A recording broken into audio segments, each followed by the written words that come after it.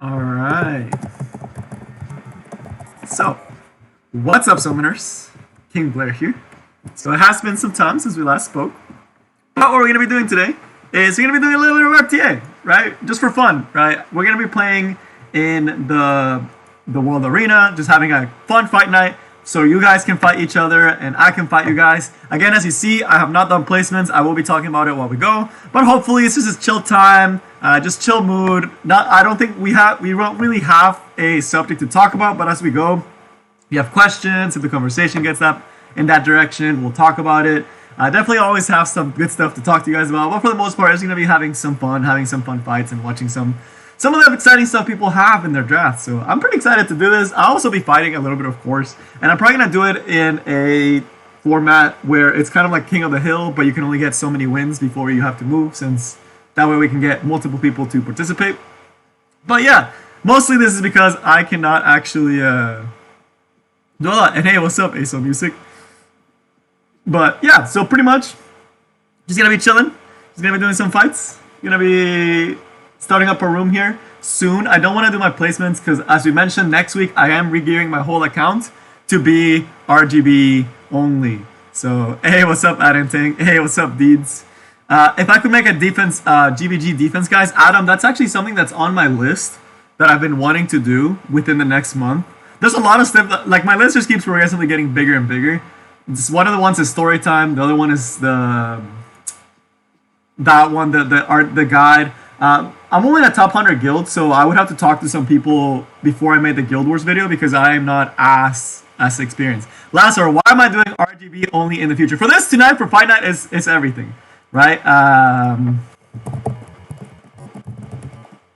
wonder if you can. I know you can't put characters. I'll talk in a second why RGB only. I'm going to be doing that for getting. Okay, there we go, and we'll set a password. That's super easy. If you've ever been on the stream, you guys already know what my password's gonna be. So it's gonna be. I'll be putting it later on, but if y'all want to join right now. So basically, why am I doing RGB for all this stuff? And hey, thanks, bro. I've been doing pretty good, Aso. I've been doing pretty good this week. It's getting close to where I'm gonna have a lot more free time. But why am I only gonna be doing RGB in the future? Not on this, but why am I regearing my whole account RGB next Tuesday? So we had a discussion with someone in the Discord that came in. They were saying MLs are everything. They said without MLs, you couldn't get to champion in RTA. I strongly disagreed with that, as well as a bunch of other people. So I want to prove them wrong. And I want to prove to everyone else that you can actually get champion in RTA with all RGB units.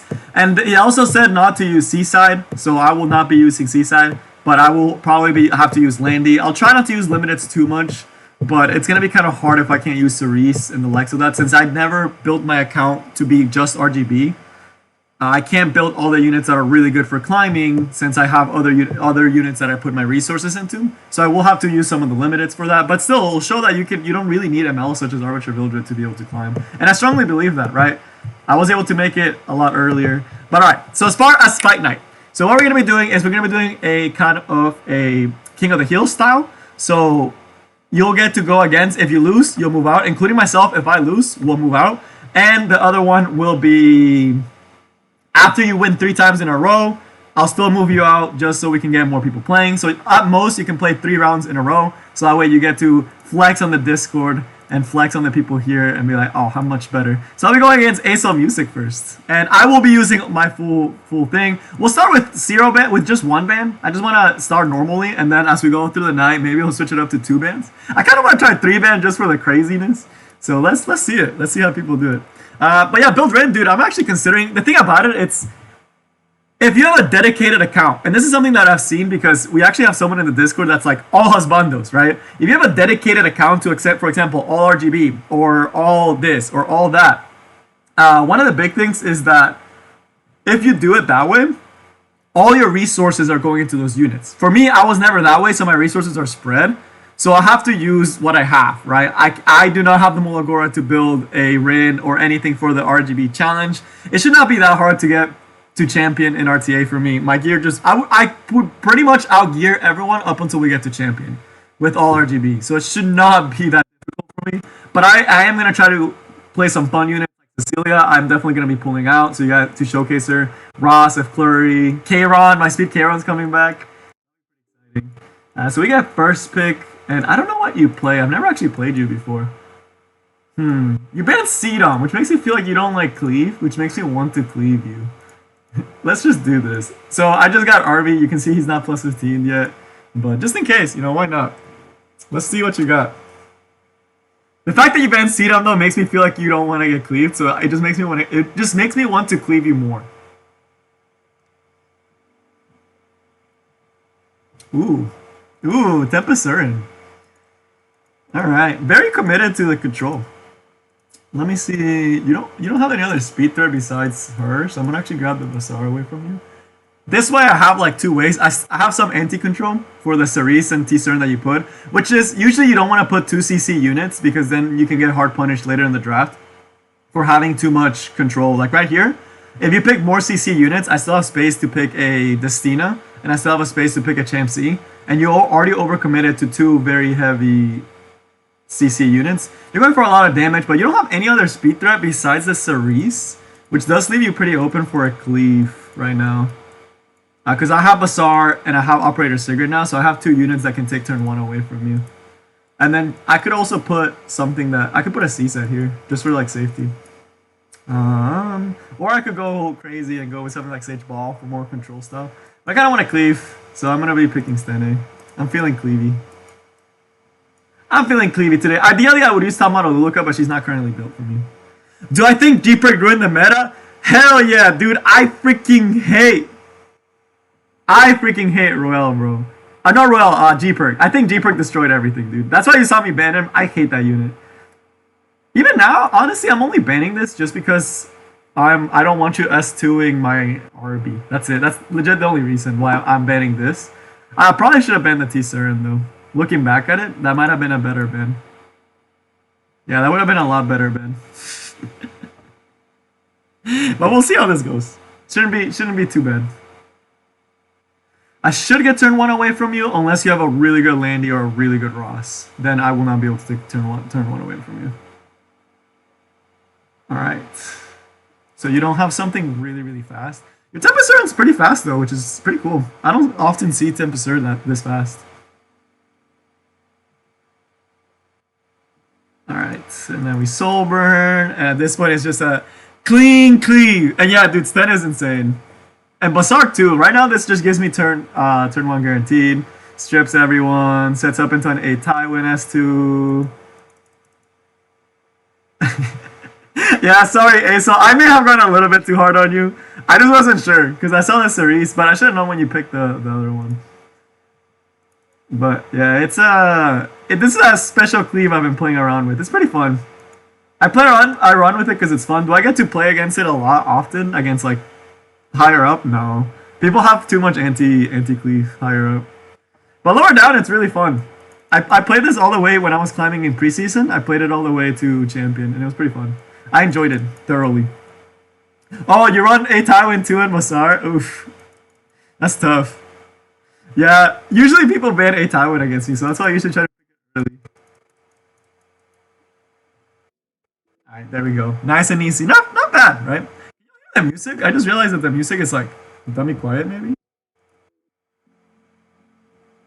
Huh. That's weird. Let me try to find...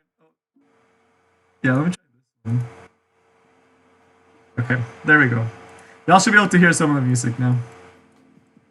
Let me know if it's too loud. I always have trouble with sound quality stuff. GG, bro. GG. That was fun. Alright, so we're just doing Fight Night, so that's my first win. Once we get to the third one, I'll switch to the other one. So I will switch to CMPLX. No music? Y'all still can't hear the music? Gosh darn it. Alright, there we go. Hopefully it's not too loud. But yeah, tonight's just a chill night. If y'all want, we could also make it something that I could like... Oh my goodness, it's healer meta. This guy's gonna get the 3 wins easy. But, no, there's no required rank. I mean, I'm just putting anyone that's on the list. I'm putting them in there, and they can fight against each other. It's for fun, you know. It's And if y'all want, I can look at y'all's drafts and like say what I think and like the different pressure. Right now, this unit is absolutely broken. I don't have a proper way to deal with this. Even with Cerise, it's not enough, right? Because they can just ban Cerise. So, I have to ban this unit. It just stops so much. You did ban my A Tywin, which is very commendable for you. I don't know y'all's rank. I will never do this in ranked, by the way. I would never first pick Arby. It's just because I feel like you guys are gonna pick Arby against me that I'm gonna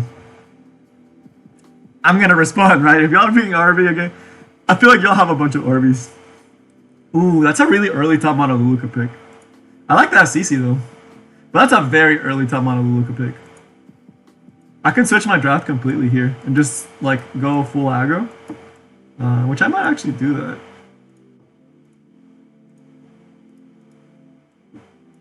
I'm trying out different drafts just to try it out.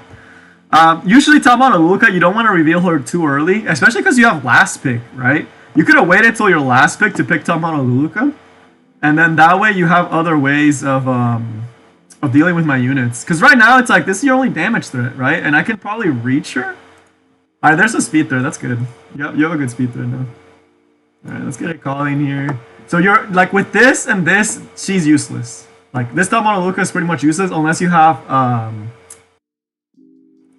something up your sleeve, right? So I'll see what you ban here.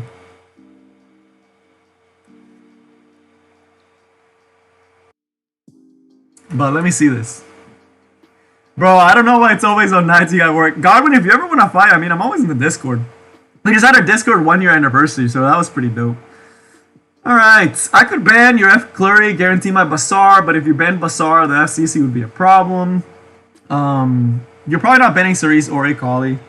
You probably are either banning, but if I do this and Basar gets through, I pretty much win the fight. I think I'm just gonna do this, and hopefully I can out-tank the rest of your units. Okay, so you did ban the Basar. It shouldn't be too bad. I should be able to pop your Tomoka. She's gone. Like, she's getting deleted, right?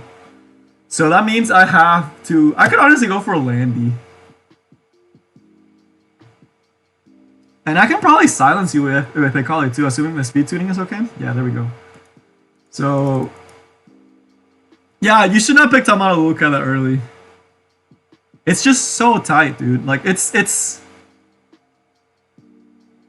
like, I just punished your Tamara Luca pick here, like, extremely hard. Like, okay, now your whole team is silenced, right? Like, she's gone. She's dead. She's not gonna survive this. Now I get a full team silence, potentially. I silence your last Rider Crawl, I get gapped, your Landy's useless, and now you lost because you picked Tamara Luca so early, and she doesn't fit the rest of your draft. Right? So that was way too aggressive. Way too early. You should not be picking Tamara Luca that early. Everything else was great. Like, the rest of your draft was fine. But you just... that was a terrible first pick. Because I was able to punish it super hard, like right here, with Cerise and Akali. And Basar. So, GG though. That was good. CM, PLX, you have really good units. It's just, that was really bad drafting. I don't know if y'all want... I feel like I'm super rude if I'm like looking at y'all's draft and like judging it. But it is what it is. So it's just one of those things that like... I've been playing a lot, right? And like... people say drafting is not skill. There are people in Reddit that say drafting does not equal skill. And I'm like, dude, drafting is so much. Drafting is such a big part. It's ridiculous. Why is my Akali slower than Cerise? Elisa, the reason why, it's the exact same reason why you saw that. I like that combo a lot. I like Cerise Akali. Catches people off guard. Because I strip with Cerise, and then I kill with Akali, and it's GG. So, I saw that Wishblade was a waifu. Alright, I did see Hufer was next. So let me find Hufer. Hufer's always scary, dude. He's got a Mercer that's like 250 speed that I'm super spooked about. So regardless whether I win or not, I'm leaving after this fight, and I'm letting you guys fight. Because I've won 2. Let's see if I can get the 3rd win in a row. So, it's pretty spicy. Let me see. Alright. I think he's going to beat me. I want to get a perfect 3-0 against you guys, but I don't think I'm going to be able to. But, the way we're going to do it is even if I win, then we'll go to the next 2, and we'll just reset the bracket that way. That way we spice it up a little bit. Oh, man. I'm actually going to ban your Mercer, dude. I'm actually gonna ban your Mercer. This is a respect ban. Hufer, big shout out to Hufer. He's a super cool dude. If you ever get a chance to talk to him, reach out to him in the Discord. He's a really cool dude. He loves Charles and Mercer, but I hate his Mercer. I cannot deal with this unit because he has such a good Mercer. There's a muffled sound from my mic, dude. G-dubs, I don't know why I've always struggled with mics, dude. I don't know why. It's always been such a big struggle for me. Like, my mic is always trash. I don't get why. I think it's not the mic. I think it's the software. I need to put like a filter so it doesn't mess up all the sounds. All right, we're gonna go with more tanky draft, and let's take Ross away. Like, see, I see the RB. Am I scared of the RB? Yes, I'm gonna have to find a way to deal with the RB. But I'm not gonna pick Emo Hayes or Tamaruluka because what happens? I have last pick, right? So I don't want to lose draft pressure and give him like a bunch of like again a free. Like he already knows what I'm like. This way he can't. He doesn't know if I'm gonna pick Tamaruluka or Emo Hayes. I was cleaving, Jake. It's just he already picked RB. I can't cleave through the RB. Or can I? All right.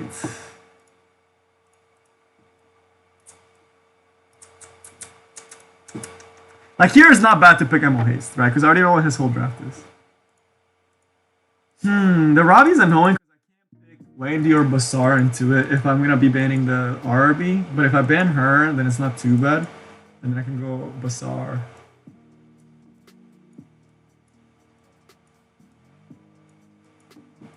Just for fun, since I already have her, let me go. I don't get to play this unit enough, so I want to play this unit. I don't get to play a Robbie enough, so I'll pick her here. Chew! Okay. Okay, I'm excited now. Are you going to pick Charles too?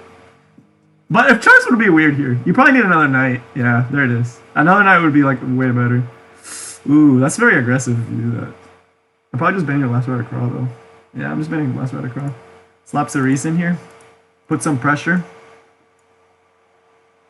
I'm sure we can tank the RB, but let's ban this so he doesn't get immunity and force him to ban the Cerise. So, there we go. Why do people like normal Robbie over A Robbie? You think A Robbie's better? Robbie's a lot better just because of the sustain. Ooh, you took away a big my Aureus holder. That sucks. But you left Cerise, which means I can reveal your. Robbie's is a lot better right now than A Robbie. A Robbie's good, don't get me wrong. Like, she fits really well into this team comp because he went very, and I mean very squishy, right? So A Robbie is gonna be hard for him to kill her, but she can also revive one of my units at like a clutch time. I'm actually gonna do this. Oh, I should not have soul burn. I'm boosted. I'm actually boosted. I'm boosted. I didn't need to soul burn there. That was a waste. Oh, damn. That's terrible. I might have actually just shot myself in the foot. Wow. Let's get rid of landing because I don't want him having speed up. I should not have done that there because I might have been able to kill the RB with Stennin, but we're just going to loop back around and keep the RB low. Let's start working on the Chew. And then RB will be annoying though. At least we get immunity on the Stennin so we can loop back. I don't think his RB kills here just because he doesn't have souls. Oh, wow. That's really good damage on your shoe. What the hell? Wait, maybe I do die here. Wait. Oh, it's a Degen RB. Woo! It's a Degen RB. We're chilling. Okay. Let's get rid of Robbie then. And I think I'm just gonna... Oh, shoot. That's bad. I'm gonna put this now. Although I probably should have done S2, actually. Now that I think about it. The anti-crit's so annoying, dude. Alright. We still killed a Robbie. What? You outsped me? How? Wait, how did you outspeed me? Oh, nice. We got our A Robbies free. Okay, I need to kill this Robbie as soon as possible. There we go.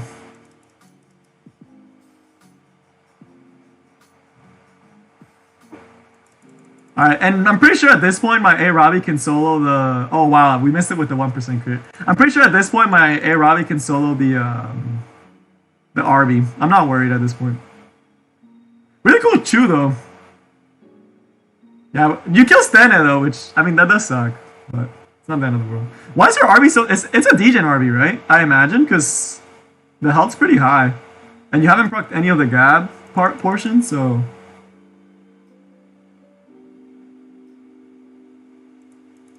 All right, and we can get immunity up. Yeah, it is degen RB. Wow, you just didn't get lucky that time. Feels bad. Oh, I should not have done that. Wait, I'm stupid. Wait, I'm actually kind of boosted. I'm actually kind of boosted. It's okay. We lap. We're chilling. We win. We're chilling. I was worried for a second. I forget how broken Cerise is sometimes, dude. We're chilling. GG. That was really good, Hufer. But it was a very squishy team, so A-Robbie was pretty good. But the thing with Robbie is the fact that she heals a lot more than A-Robbie. She does more damage than the A-Robbie. She can stun your whole team AoE, has more solo potential. And it's just a much higher of a threat. So, GG. Thought speed RNG can do negatively. No. Speed tuning? Yes, there's speed RNG, Elisa. There's a lot of speed RNG. So my Akali and my Cerise are speed tuned for the most part, although it's like there's like a 5% chance that the combo won't work. But since I have won 2 times, I'm gonna take a back seat and I'm gonna let you guys fight. And let's see what y'all got. Alright, so let's put this let's change the stage. We have so many really good ones now. So let's get these two. I like the Chew. The Chew was doing work, dude. Yeah, like the Chew was doing work. I just think you were missing a knight. Honestly, that's all you were missing was a knight, and you would probably won.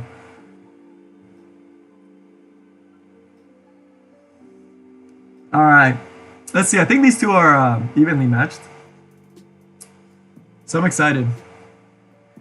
The damage on the Chew S3 was actually ridiculous. If you max out the S3, you can actually probably have killed my Stena that time. With the if it wasn't a degen army. That's why I'm telling y'all, man, sometimes degen army is the better. Alright. Here's the discussion.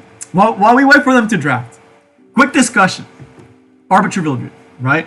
A lot of people are having debates on what they think the best Arbiter Vildred is, right? So we have degen RB versus Speed RB, right?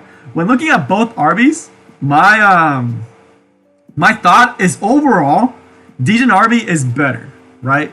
Degen RB is better than Speed RB for the majority of the situations, but the thing with Speed RB is that if you have an aggressive team, RB's just ridiculous. Ooh, we're getting to see Elfelt. Wow, that's a lot of new units, Ludrias. But, and the thing about Speed and degen RB is also easier to build for the most part as long as you're farming Banshee. Since Speed RB needs to be dummy fast nowadays and dummy high damage because everything's so OP. Wow, new Kisei. I'm excited for this one actually. We're getting to see new Kisei? We're getting to see Elfelt? I'm kind of curious. Ludrias is going for some really interesting pseudo cleave. I don't see the damage on. Oh, there's the damage. Wait, don't you just ban the RB?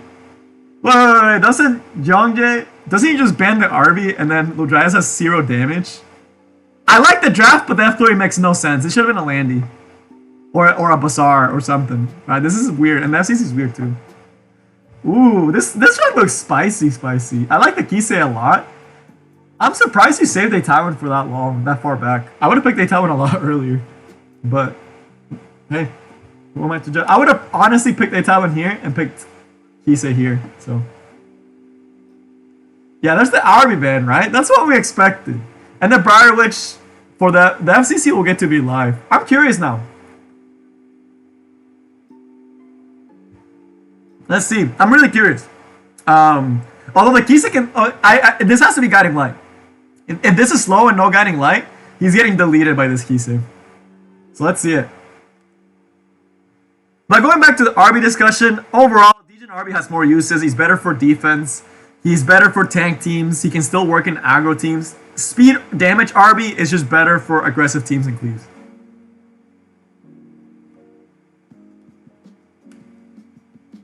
Goes for an S2 on the Kisei. Ooh, he got the outspeed.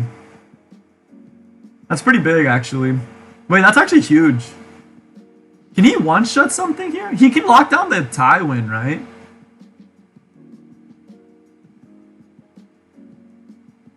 Locks out a Tywin. Can do the S3 on the El Craw, potentially. I don't know. This alpha has a lot of damage that she still needs to do. Like a lot of damage.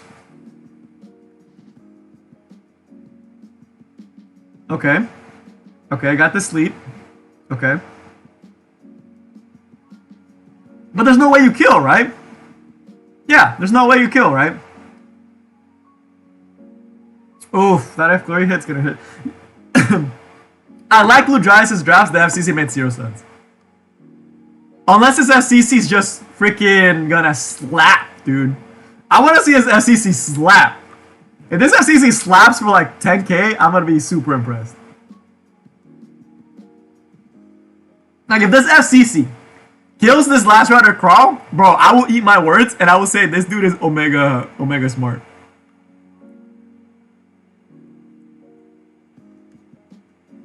There's no way. It's a defensive FCC. Alright, there it is. Yeah. I like the draft. I mean, I'm a big fan of the draft. It's just some of the units don't make sense. Like the FCC makes no sense in this draft. If he had picked another AoE damage dealer, this fight could have been different. Instead of Fallen Cecilia. Like if this Fallen Cecilia was like even like a Landy, it would be so much more threatening. It's not bad, yeah. I mean, it wasn't bad damage. It's just he has a long way to go.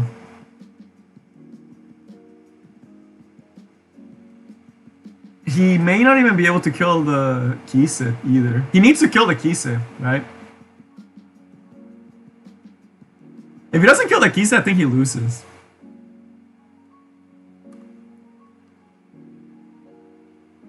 Oh, he got the crit! He crit on water! Alright, but A Tywin has S3 up. A Robbie still has her S3 as well. Oof. No speed down on, never mind. He got pretty much everything. Oof, that's rough. That's actually really rough. Because A Tywin only has 80% chance to stun and slow. He got almost all of them except this one. And A Tywin also has, there's also 15%. He didn't get, oh, and the dual attack? Yeah, this is over now. A Robbie kills Elfel, GG. Poke with Last Rider Crawl. Poke the Alpha with Last Rider Crawl. Oh, yeah, Ludras had no damage. Where's the damage? A Tywin mid A Tywin 2 kind of hurts. I would poke down the Elfelt here. I think he timed out. I would have poked down the Elfelt just to make double sure that my A Robbie's gonna kill. Because if you miss the S3 kill, you're kind of screwed. Like, if this doesn't kill, I'm gonna be so sad for him. Alright, it did kill, and now Kisa gets the turn, and now it's... Ooh, they get Gap too. But I want to see the damage on this. I imagine he's going on series. Let's see it. Let's see that big damage.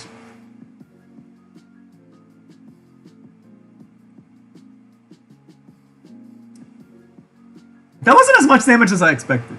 But I imagine he has Adamant Aureus. So 9k through Ada Aureus, that's okay. It's nothing like insane. He got, oh, we got another basket. Is he gonna S2 for the win? I'll probably just S2.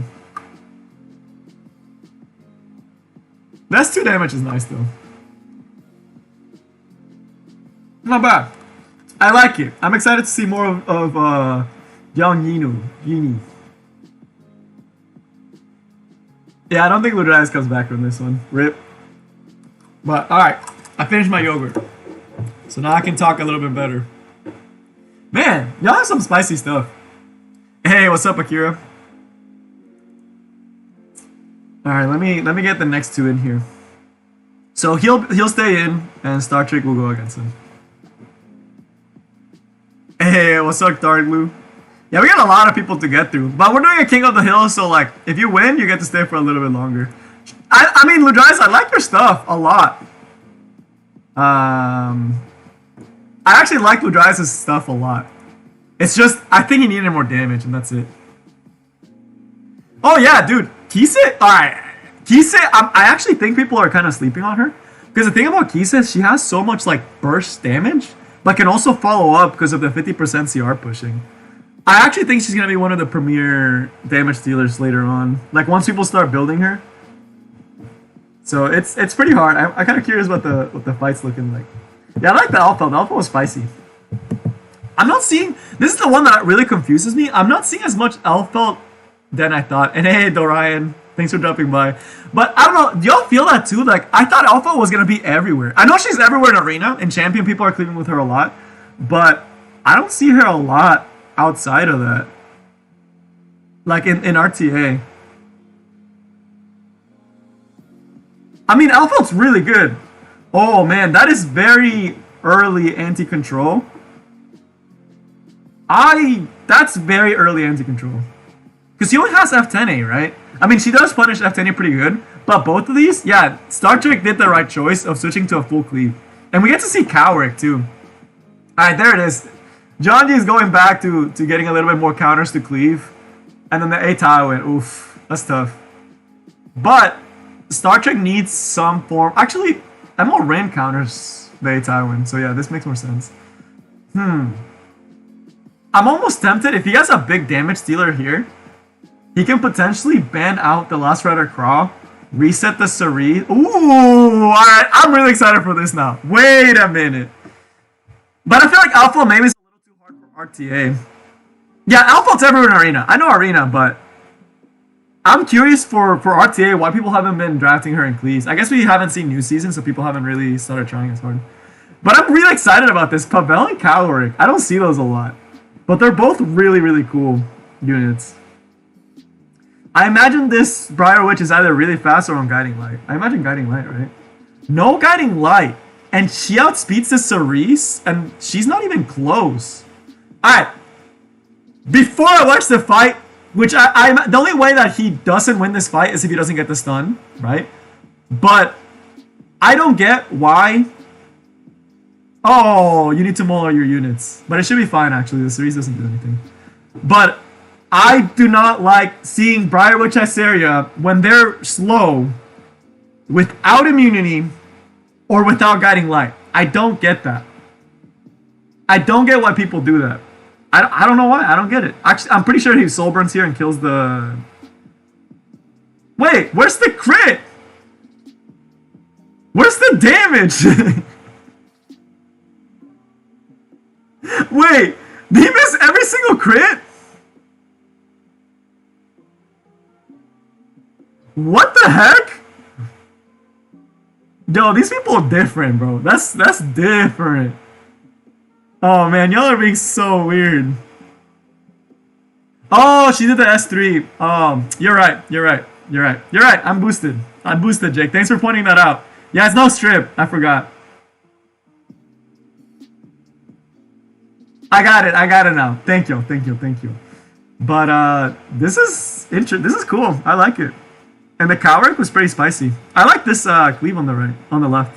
Pretty spicy. But this, why, bro? Why do people put the Briar Witch without immunity and without Guiding Light? I don't get it. Someone explain it to me. I want to see the mana discharge S3. Boosted streamer? Bro, you're not wrong. I'm so out of practice for RTA. I'm actually kind of boosted right now. I haven't been playing Epic 7 as much. I've been kind of taking a short break and playing other games. Oh! What a beauty. This is beautiful. Star Trek did a really good job. Even though he doesn't have as much crit, he did a really good job. He punished the draft really, really hard. I actually think Yongjae has better gear overall. But I think that Star Trek drafted a lot better in this time.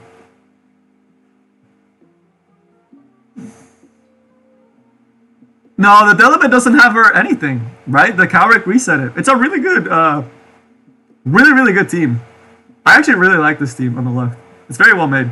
It just needs 100% crit, and then it's pretty spicy. And I'm pretty sure Cowrick just outspeeds here. Yeah, it's pretty nice. I liked it. I think Yang went way too hard for anti-control very early, and he did not need to go that hard for anti-control when you can switch to cleave right away. So, that's spicy, dude. That was dummy spicy, dude. I really liked it. I was really impressed. Star Trek. That was really cool. If you had 100% crit on your Pavel, I know that's really hard, and I know that's asking for a lot. Because I imagine that Pavel was dummy fast. But maybe the Briar Witch is 280 speed, and I'm crashing this dude's Briar Witch, and it's secretly a 280 speed Briar Witch. It's just the other guy was 300 speed. Oh yeah, counter set is weird on Dilibet. It sometimes backfires, but I'm excited. I'm excited for this one. Healer is gonna be bullying people down the line. So we'll see. We'll see how many wins Healer can get. If he can get to the 3. No one's gotten the 3 wins yet besides myself. We'll see if we get it later in the night.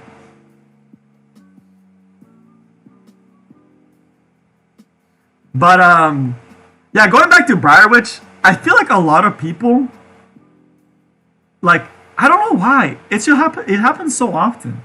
I see so many Briar Witch without Guiding Light, without immunity, and then it's just like there's so many ways to counter that nowadays. Like Cerise can wreck that. Any speed contester can wreck that. Any cleave team can wreck that because most cleave actually have a little bit of CC. Granted, it didn't matter because of the F10, but at least you gave yourself a slightly higher chance to resist with the Briar Witch if you have immunity. Ooh, we're seeing the Crescent Moon Rin again. I'm excited. Maybe Healer will get cleave. Although I know Healer has some disgusting units, and I wonder if who's gonna put him out. Yep, this guy that he has is disgusting. Y'all are gonna be shocked when y'all see this guy. Y'all are gonna be like, wow, that's why this unit is broken. This unit is so broken. But he does have the Ammo Rin, right? So Ammo Rin actually does counter Sage Ball, assuming that she outspeeds. She is in a higher speed bracket than Sage Ball, so she should be faster, assuming equal player level. And as far as gear, right? Assuming equal gear, Ammo Rin outspeeds Sage Ball, and she can actually strip the immunity and stun, which is huge, right? And then set up for the rest of the team anti-Cerise and anti-General Purgus. So this Ammo Rin could potentially carry and could potentially be the one that gets banned out because of it. So pretty spicy draft, right? Pretty spicy. Ammo Rin is one of those units that's very hard to use, but once you learn how to use her, she's so good. Hard to build too. The next Mystic MLs, no one really knows, but for the next one, the speculation is that's going to be Apocalypse Robbie, Specimen Says, or who's the other one that hasn't gotten in a long time? Sage Ball. Those are the ones that haven't gotten in a while.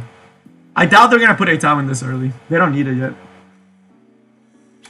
Oh man, F Maya would be pretty good here into that setting, but and into the RB too. Oh yeah, Ruel will be coming probably not this rotation, but the next one.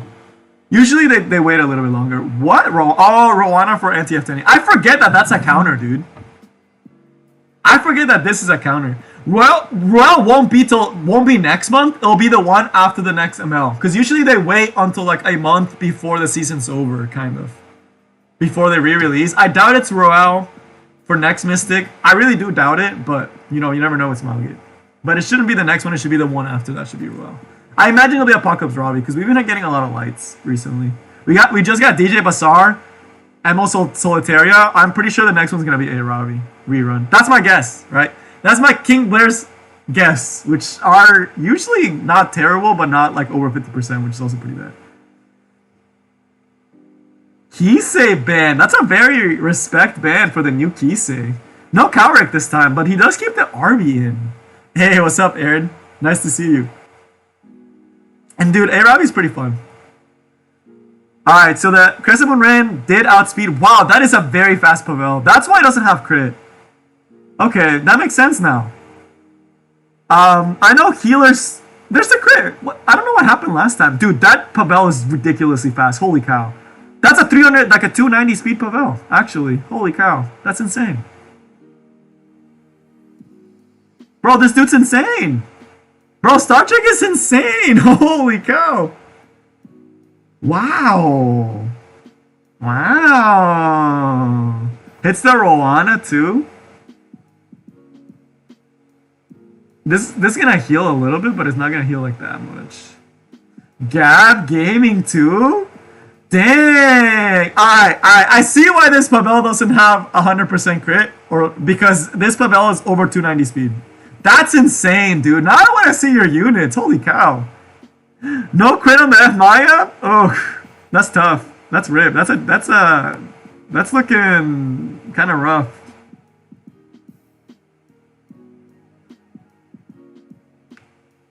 Isn't he good with Demo Crosset? Who? Who's good with Demo? I know a lot of units are good with Demo Crosset right now. Oh, he gets R now. That's pretty big, actually.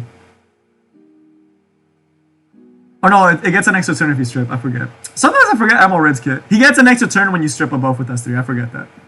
Spence is pretty good with Ammo Crosset, yes. He's actually really good with them. He has Rowana S3. I mean, this healer may come back. I doubt it though. There's a lot of units that he has to get rid of. But it's not like oh yeah, I don't see him coming back easily. Because he still hasn't killed Pavel. He hasn't killed Pavel yet. Holy cow. Hasn't killed Pavel yet, and the RV has not been killed yet, so I think he's waiting for a bonk on the F Maya again, like the S3 to kill the RV, but that's gonna be in a very long time. I think this kills here. Yeah, this should kill. Yep. GG. Wow. That was pretty impressive. I'm really impressed. Bro, Star Trek, if you're in the chat, you're popping off, bro. I'm loving your teams, dude. I'm actually loving your teams. I think that's some of the most unique teams I've seen in a very long time. Very, very impressed with Star Trek. Really, really cool stuff. I kind of want to see more of it. Elias, I know, also has some really cool stuff, but Star Trek seems to have some insane speed gear. Because that stage ball was a 285 speed stage ball, which means that Pavel was like 290 plus, since it easily outspent the stage ball. But yeah, dude, T-Crosset, people sleeping on T-Crosset.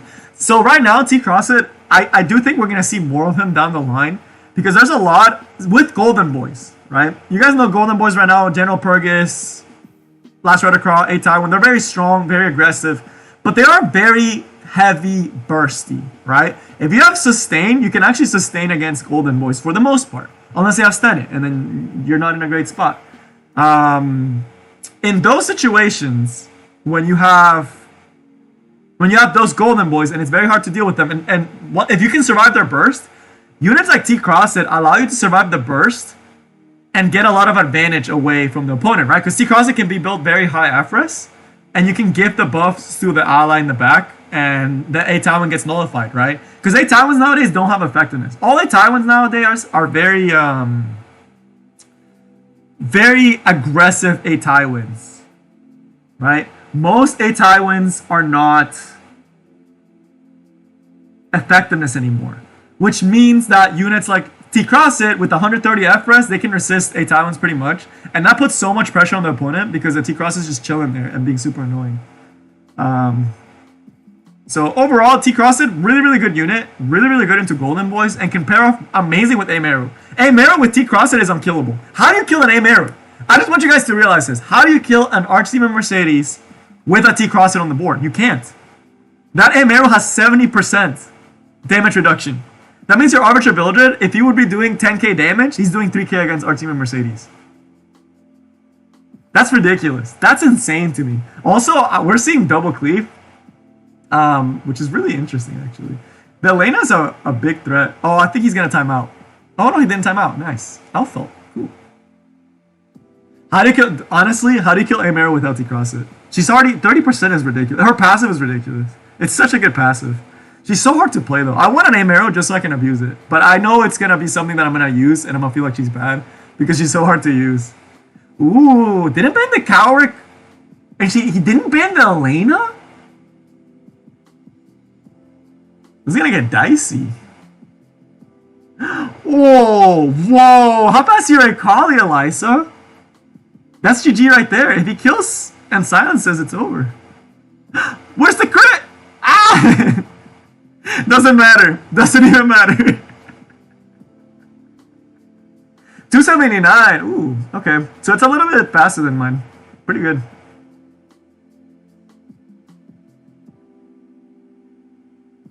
Skylar, you don't think Amero's that good?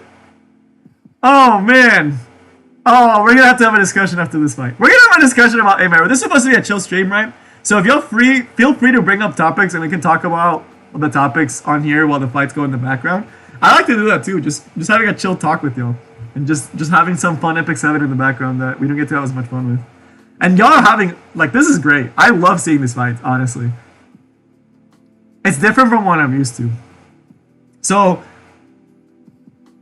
A-Robbie's a very mole-intensive unit. If A-Robbie's not plus 15, she's not doing anything. And even if she's plus 15, you still need Godlike Gear. A-Robbie's a very high ceiling unit that I would not recommend to almost any player, just because it's so hard to build her. But if you have the commitment, you can make her insanely good.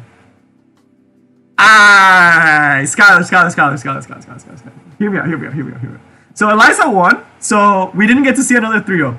So before y'all get into a super deep debate, let me state some of the stuff that makes Amero really good. Oh man, stop, y'all, stop. All right, time out.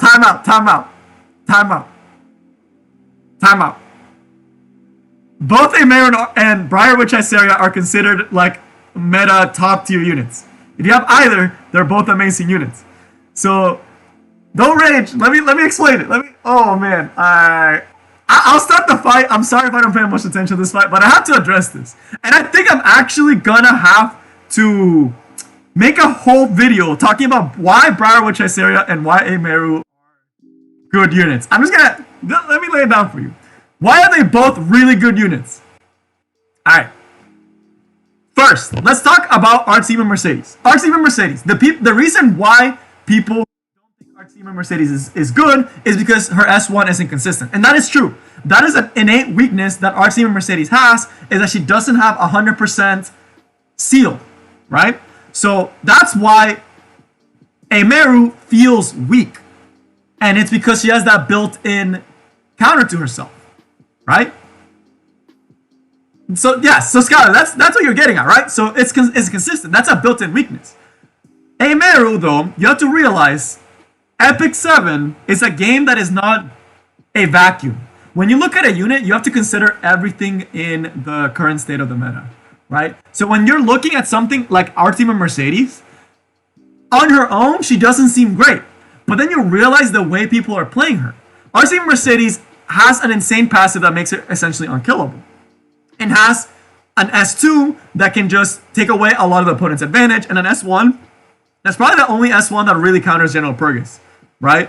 So the S1, the only real counter to General Purgus, it's not as consistent, but also she has an S2 that's very annoying. Glancing hit takes off a lot of damage and has a passive that makes it unable to pretty much kill her, right? And if she gets to her S3, I very rarely ever see a Briar Chisaria lose after she gets to S3. And once she gets S3 once, she'll be cycling S3 over and over and over and over again, right?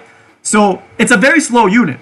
So how do people make Ameru, and why do people higher up think Ameru is broken? If you ask a legend level player, there's not going to be a single legend level player that's going to tell you that RTA Mercedes is bad. Not a single one. I challenge y'all to ask any legend player that you know if they think that Ameru is bad. And they will tell you no, they think she's broken. The reason why is because of the teams that you can do with RTA and Mercedes. Ross speeds up the process of Ameru getting her S3 quicker, right? And gives her immunity, gives her a shield, gives her a lot of other stuff, right? Makes it a lot harder for you to be able to deal with Ameru. And lets her get to S1 and S2 and strip a lot more often. Then you have the sustain aspect of it. If you pair her up with Doris, you have an unkillable team that you win by turn 20, essentially, right? And you just win through advantage, and you just win at frenzy. The burns are just gonna do way too much damage for them to deal with, and you win because they can't keep any buffs on the board. They're always getting glancing hits. Their units are getting sealed. They can't touch the Ameru, but the rest of the team is tanky and has sustain. Then there's also the Ruel, and then to solidify, they can also have D-Cross Set, and they can have Landy, right? So overall, RTA Mercedes is a unit that essentially you're not playing RTA Mercedes to win by turn 1, not turn 2, not turn 5, not turn 10. You're playing RTA Mercedes to win at Frenzy 5+, right? And higher up, games almost always get to Frenzy 5+. She's basically like a Dark Corvus, except she solos the team after Frenzy 5, right? It's like she gives you too much advantage. The opponent can't keep up. They're getting sealed. They're getting debuffed. The RTA Mercedes is scaling up to the S3. And if they have a really good Ross, they'll be able to get RTA Mercedes by Frenzy 3. You pretty much lose. The second that RTA Mercedes gets the S3, if her whole team's not dead already, you pretty much lose the game at that point, right? So that's why RTA Mercedes seems really bad, right? Because she's slow, and people don't like playing slow. No one wants to sit in and play till Frenzy 10. Like, let's be honest. No one likes to play that way, right? People do it because it's good. But Meru, Cerise, Ross, units that can give her more dual attacks and that can protect her and can get you to later on, then you win. Right? So that's all I'm going to say for our team of Mercedes. She's a hard unit. I'm not going to tell a newbie that, oh yeah, if you build our team of Mercedes, you're going to be stomping. No. Right? Our team of Mercedes is not a easy unit to build, not only because she herself is hard to build, she needs a team. Right? But it's very, very rewarding.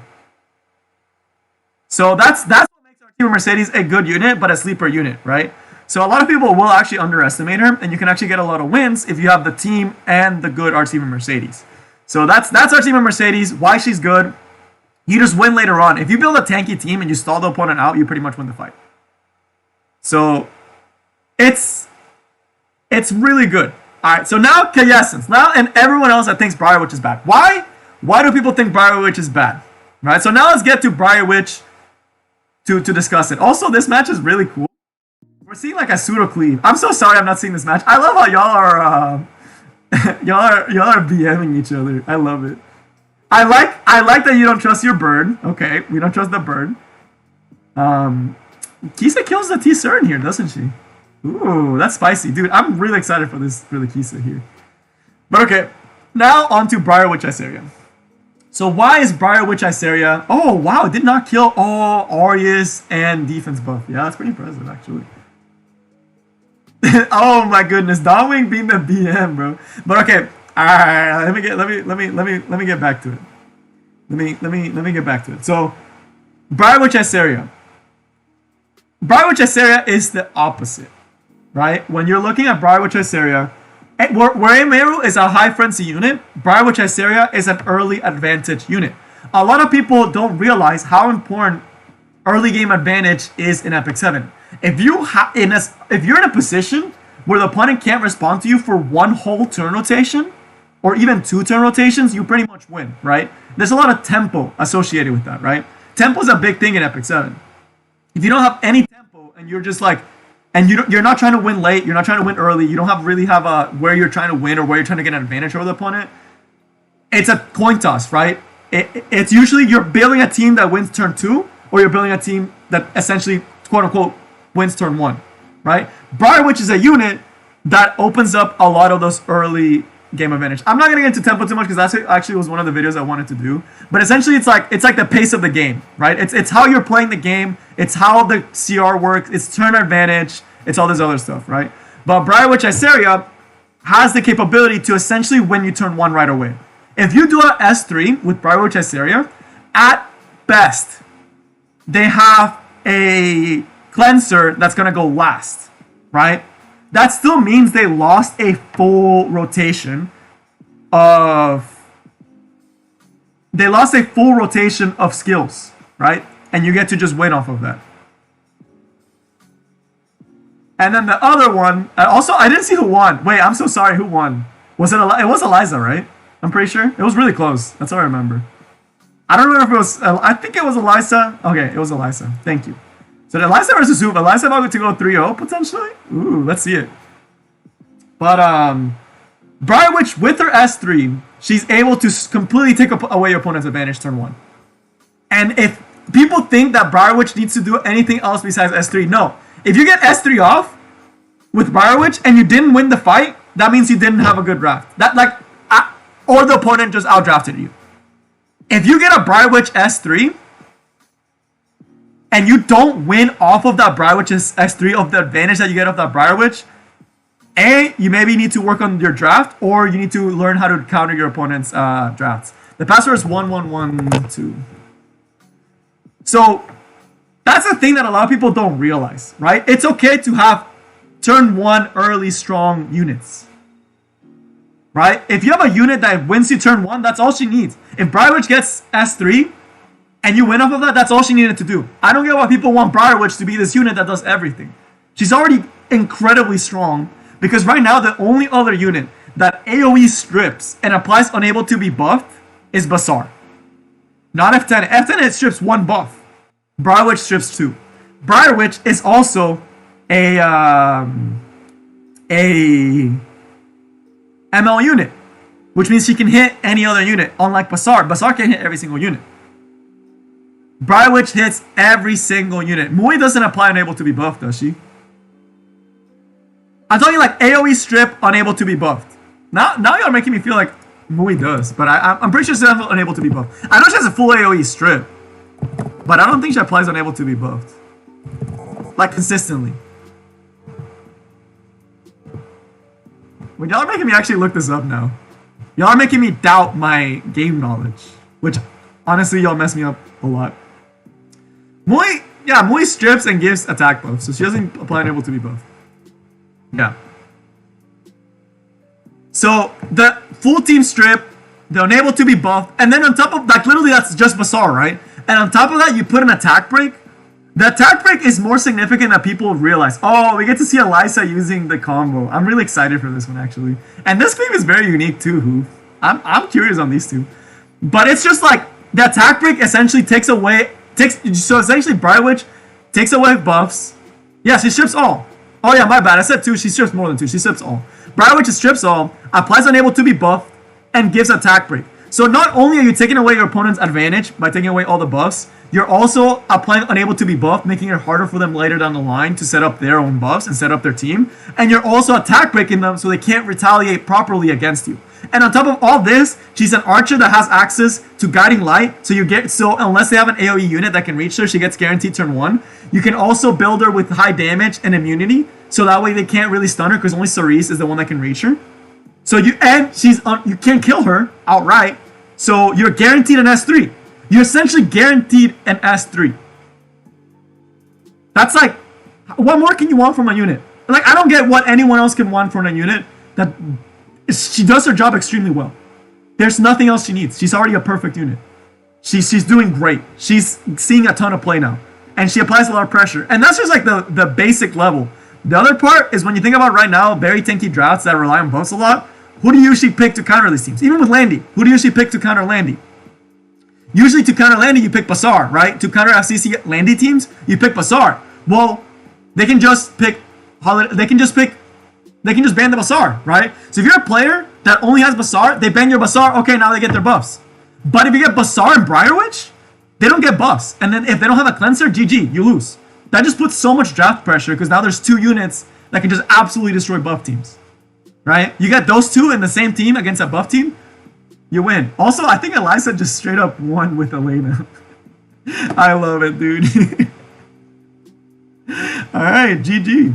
So Elisa went 3-0. Good job, Elisa. I'll fight you after this one. So now and Hoof lost. So Elisa won her 3, so let's switch off all the competitors and we'll move forward. Pretty exciting stuff. Also, for the most part, people here that fight all the time, if y'all ever want to fight, the Discord's usually pretty open, right? There's a lot of the times where I'll be like waking up and like there'll be people in call doing play fights, right? So very, very fun. I mean, no one's gonna say no to a 1v1. People always love 1v1ing in the Discord. But yeah, I want to see a more than Helga too. Elisa are really, really cool teams. I'm impressed by all your teams. But yeah, so that's Briarwitch. If you're not winning from turn 1 with your Briarwitch, you should not have drafted Briarwitch in that situation. That's all you need to know. She's an aggressive unit. If you're picking her in a tank team, I don't know why you would pick her in a tank team.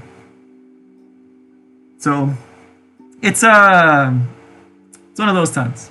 But yeah, so TLDR, Ameru and Briarwitch, they're not Arby's. They're not a Tywins. They're not Last Rider Cross. They're not General Purgases.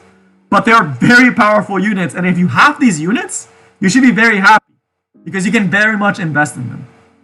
So how do you build Briarwitch in that case? There's 2 builds for Briarwitch. There's the setup Briarwitch and then there's the damage Briarwitch. The more superior one right now is the damage Briarwitch.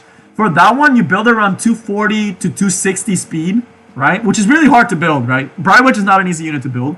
Neither is Ameru. 240 speed to 260 speed, as much damage, crit rate, crit damage as you can, and you have to put immunity on this unit, or you will lose to Ceresis, and you will lose to turn 1 units that potentially could outspeed you, right? If you don't want to give her immunity, you can give her Guiding Light and make her a little and keep her the same speed, and then that way you don't have to give her immunity, because they'll probably be able to reach her regardless. But RB can reach her. That's the problem. RBs are usually floating at 260 right now. So typically you want a Briar Witch on immunity or Guiding Light. 240 speed, yeah, I know it's fast, but that's for like the really good Briar Witch is 240 to 260 speed with Symbol of Unity on immunity. She'll do a lot of work, right? She'll do a lot of work. If you don't have that, if you want to make her faster and you want her for the setup, Guiding Light and fast is pretty good. Like if you were being at 281 and you just want her for the debuffs, you build her like 270 plus speed with high effectiveness. Unknown character, if you can't get that speed, period, you can go for a damage Briar Witch build, and you can get it on a cleave type setup, but that means you still need immunity. You can do a Briar Witch that's 210 speed, 200 speed, and also like 200, 210 speed, but you're gonna have to have setup for that unit, or you're gonna have to have a team that can protect her until she gets to S3, right?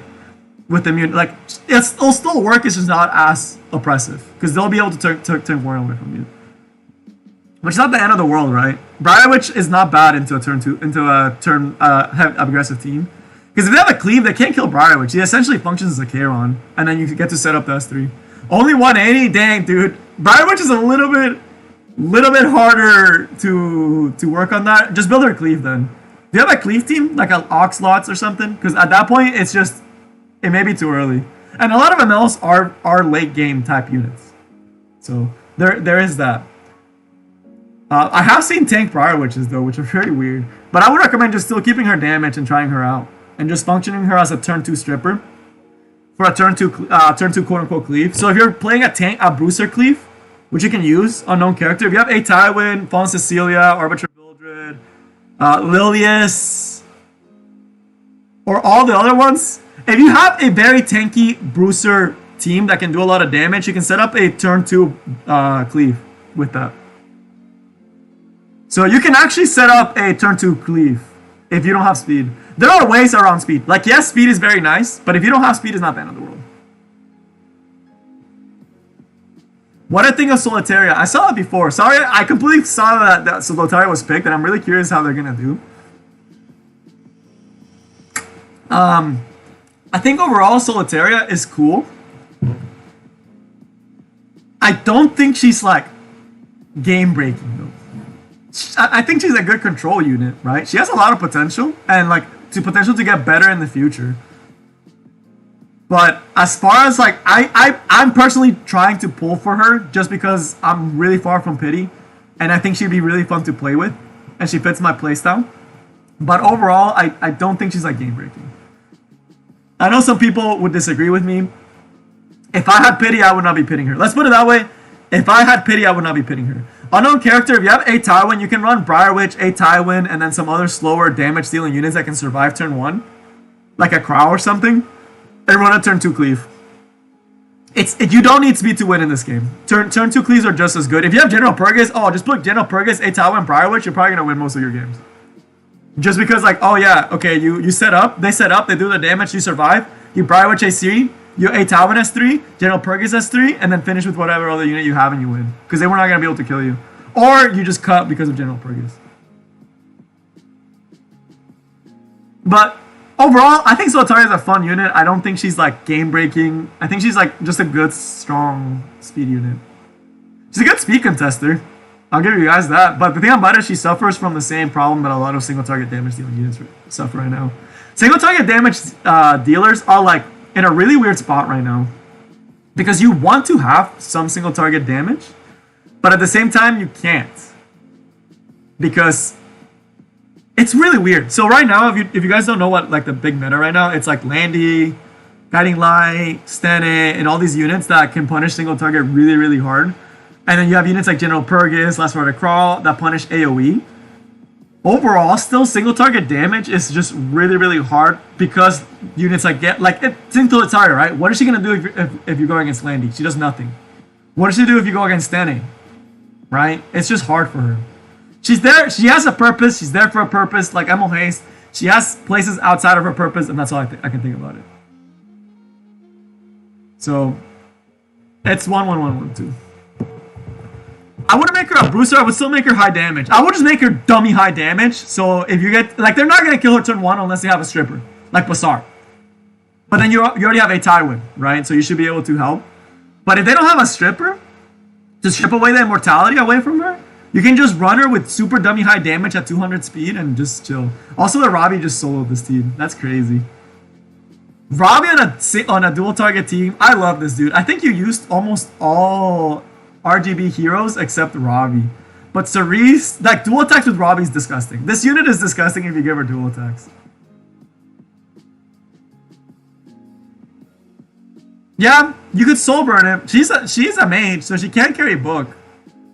But that's a lot of commitment.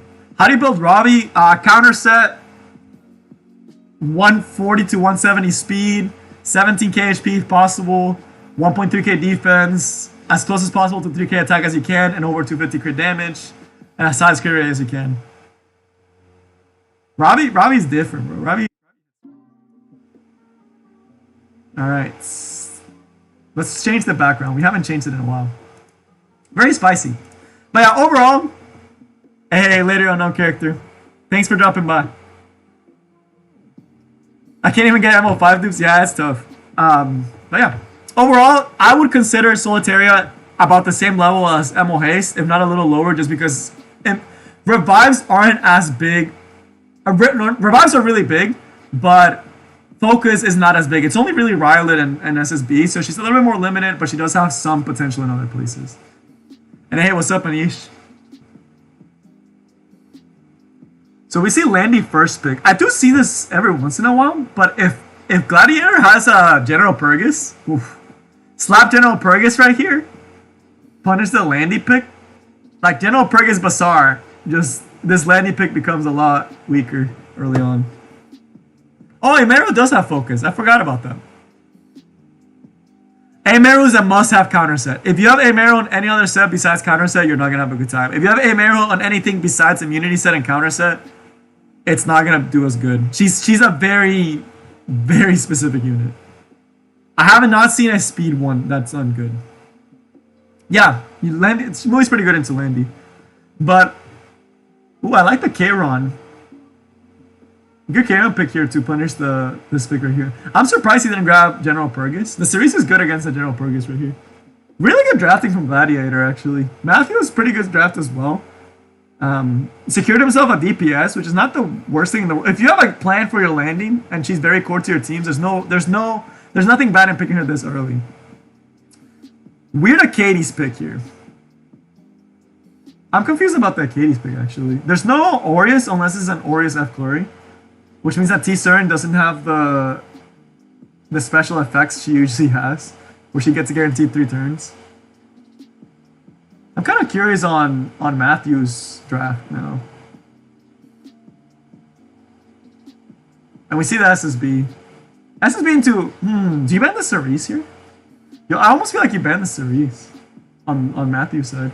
So that way your General Purgus is live, and then I feel like on Gladiator's side, you try to ban this.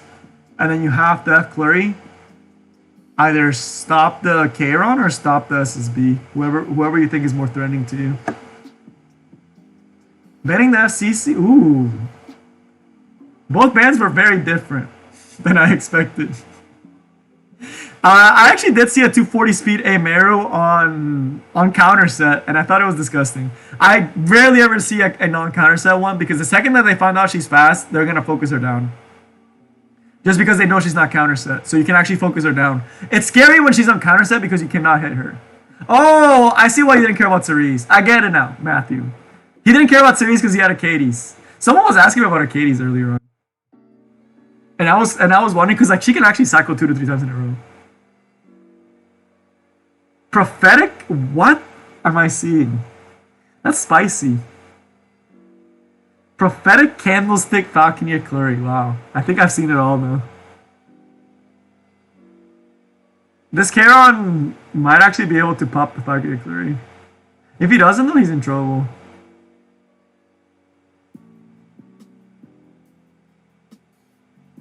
No knife? I wonder if it's a Dust Devil Charon. Whoa, that's a Wyvern Deeper right there. And now you get an advantage.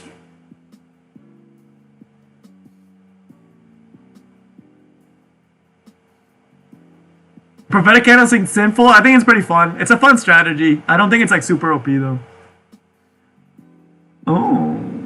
Tempest Cern Protection. The Seaside's about to dunk, right? The T-Cern is gonna be able to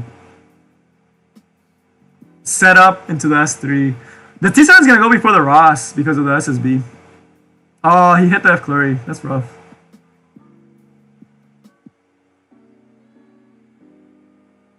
Interesting. He's playing this pretty good, actually. But the thing about it is it doesn't matter for the Charon. Because the Charon's still... Oh, the silence is big, though. Sadly, he didn't get to S2 earlier. Charon should still be able to sweep. Ooh, that resistance was actually pretty big. I think, though, because you're forced to AoE, the T-Cern cuts. Can T-Cern solo this? He has to kill the Cerise. Has to kill the Cerise. Alright, you kill the Cerise. You kill the Charon. I don't think she solos this, though. Sad. That was close. Wow, this is a really exciting match. Sorry I got carried away. This is really close. No crit, though. Okay, there's no way you win here, though, right? There's no way? Unless you heal over 50... There's no way, because that's 2. Oh, wait, did you soul burn? Oh, wait, I forgot about Moonlight Dreamblade. Ooh, no Moonlight Dreamblade. Gladiator wins. Ah, that was close. I don't know if you soul burn or you didn't have soul burn, probably. I'm sure you would have soul burn, so I imagine you didn't have it. Wow, that was really close. He played it really well, actually. Really good play by Matthew there. It was very tight. But Gladiator clutched through with the Seaside. Very, very tight. That was very, very tight. I think this Gladiator's third and last year against Little Earths. But alright, yeah, just let me know anything in the chat. We can chat about it while we watch the fights. This is just kind of like a chill fight stream if you're just joining in. I don't think we'll get through everyone, and I'm probably going to be stopping for sure in 50 minutes. Which I know it's still in a while, but just so y'all know. But, yeah. If y'all have anything y'all want to ask about Epic 7 related or anything else related, just type it in the chat and I'll read it and we can probably have a discussion about it. But as far as Sinful Angelica, I do think that she needs the Candlestick is a fun build. It kind of cheats though, but it does work okay. It's just art. If they don't have any strips, you just win, which is really weird to think about. Cerise first pick.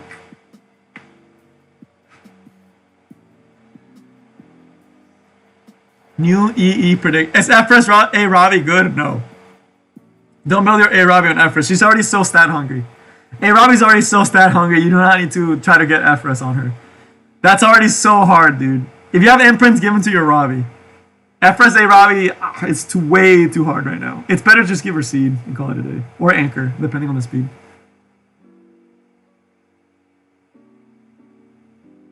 New EE predictions. I still think Cess needs an EE. Oh, Arbiter Vildred. Yeah, A said it's just she's way too gear. Like I have like insanely good gear on my Arabi and she still doesn't perform because she's that stat hungry. Arabi's not. It's like I don't know why she's such a stat hungry unit.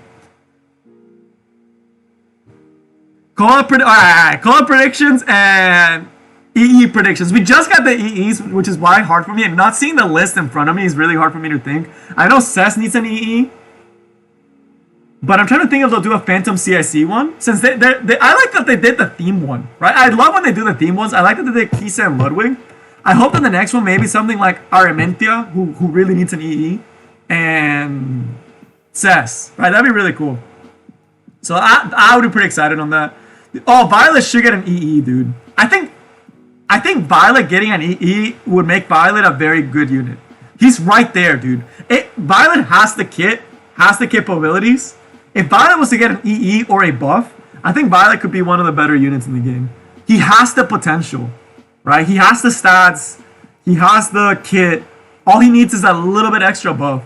Armentia, who exactly, bro? Who the heck is that Armentia, right? She's just a cool looking unit, but she's so bad. But yeah, I could see Violet getting an EE as well. He's an EE away from being meta relevant. That's what I think for Violet. I'm really hyped for Violet when it comes up. And I'm sure they're gonna give it to him in the future. That'd be cool if they did like Violet. I don't know who else they would do at the same time. But Charlotte would be interesting. As far as collab, who do I want in the collab? Let me move up a little bit because I'm gonna miss some of the chats that y'all talking about. Alright, so as far as collab, this could take a while. Let me give you guys my top 5 collab units. Right, that's a really good idea to make a top 5, but I'm gonna make it right here for you guys. I don't like making videos on stuff that I don't think needs a video. But top 5, right here, right now. Top 5 expected collabs. I'm gonna have to say that the slime collab is very likely, so I'm gonna put that on number 5. So if y'all don't know what that is, that's like that time I got reincarnated as a slime. That they've done a lot of collabs with other games in the past, right? They've done collabs with Grand Cross. They've done collabs with... There's this other game. They've done a ton of collabs, right? And the anime season is just now getting updated. Right around the time that the collab's supposed to happen, the new anime season for that anime for the slime is coming out. And I think they could incorporate it really well. You would get... Of course, you get Rimuru as like... That's like the actual slime as a free unit. And then they'll probably put in the... In the banner, they could put like Milim. They could put the other guy. They could put Veldora, since he's supposed to come in the future. So they could put a lot of really cool characters from that one, and I think it'd be pretty exciting. So that one is a realistic one. That one's the one that I'm gonna give you guys. A realistic. Also, yeah, double risk. That one would be really cool, right? That one would be pretty cool. Akira, I know you want Persona, and I'm actually gonna put that at number 4. Why? Persona collabs with everyone, bro. I swear it could be Persona just because of how many collabs Persona already has in the mobile game industry. I would not be surprised if we get a Persona 5 collab. I would not be surprised at the slightest if we get a Persona 5 collab. I wouldn't even be shocked. They're known for collabs. So that one would just be like, I would not be shocked. I wouldn't really mind it. And I could see it fitting pretty well. Like Joker's animations would fit in pretty well into here, right? Like the ultimates and stuff, like the art and for Persona 5 would actually fit into Epic 7 like perfectly. It would be something that would be really easy to incorporate. So that would be really cool, right? That one will be really cool. So that one I would be happy about as well. So that one I'll put at number 4 because that one it'd be pretty cool. I wouldn't mind it. I think Joker looks sick. I think he kind of looks like me, but I know that's probably not the case. But I'm also really hyped for the slime. Let me actually show you guys. I actually bought this when I got the chance to go to Japan. I'm actually a really big slime fan. And I actually have like posters for slime and stuff. So I really want slime. I honestly would put slime higher, but I know people don't like slime for some reason. But as far as number 3 for collab, right? What's another one that would be really cool? I also have a slime pillow, like a nice little pillow. Man, this is kind of like, man, y'all are getting me into other stuff.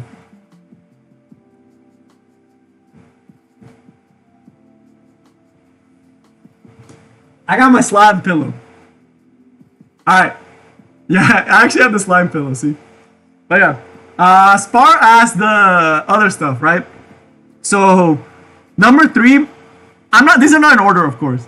The other one is gonna be, the other one I could really see is, whatchamacallit?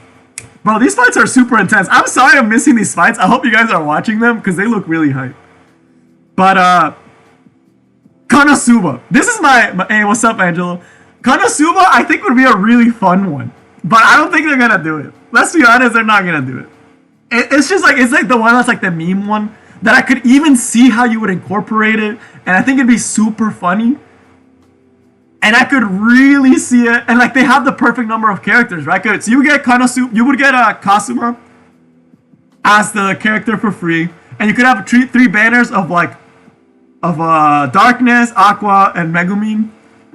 And you could make such funny skills. Like, they already have names for the skills, too.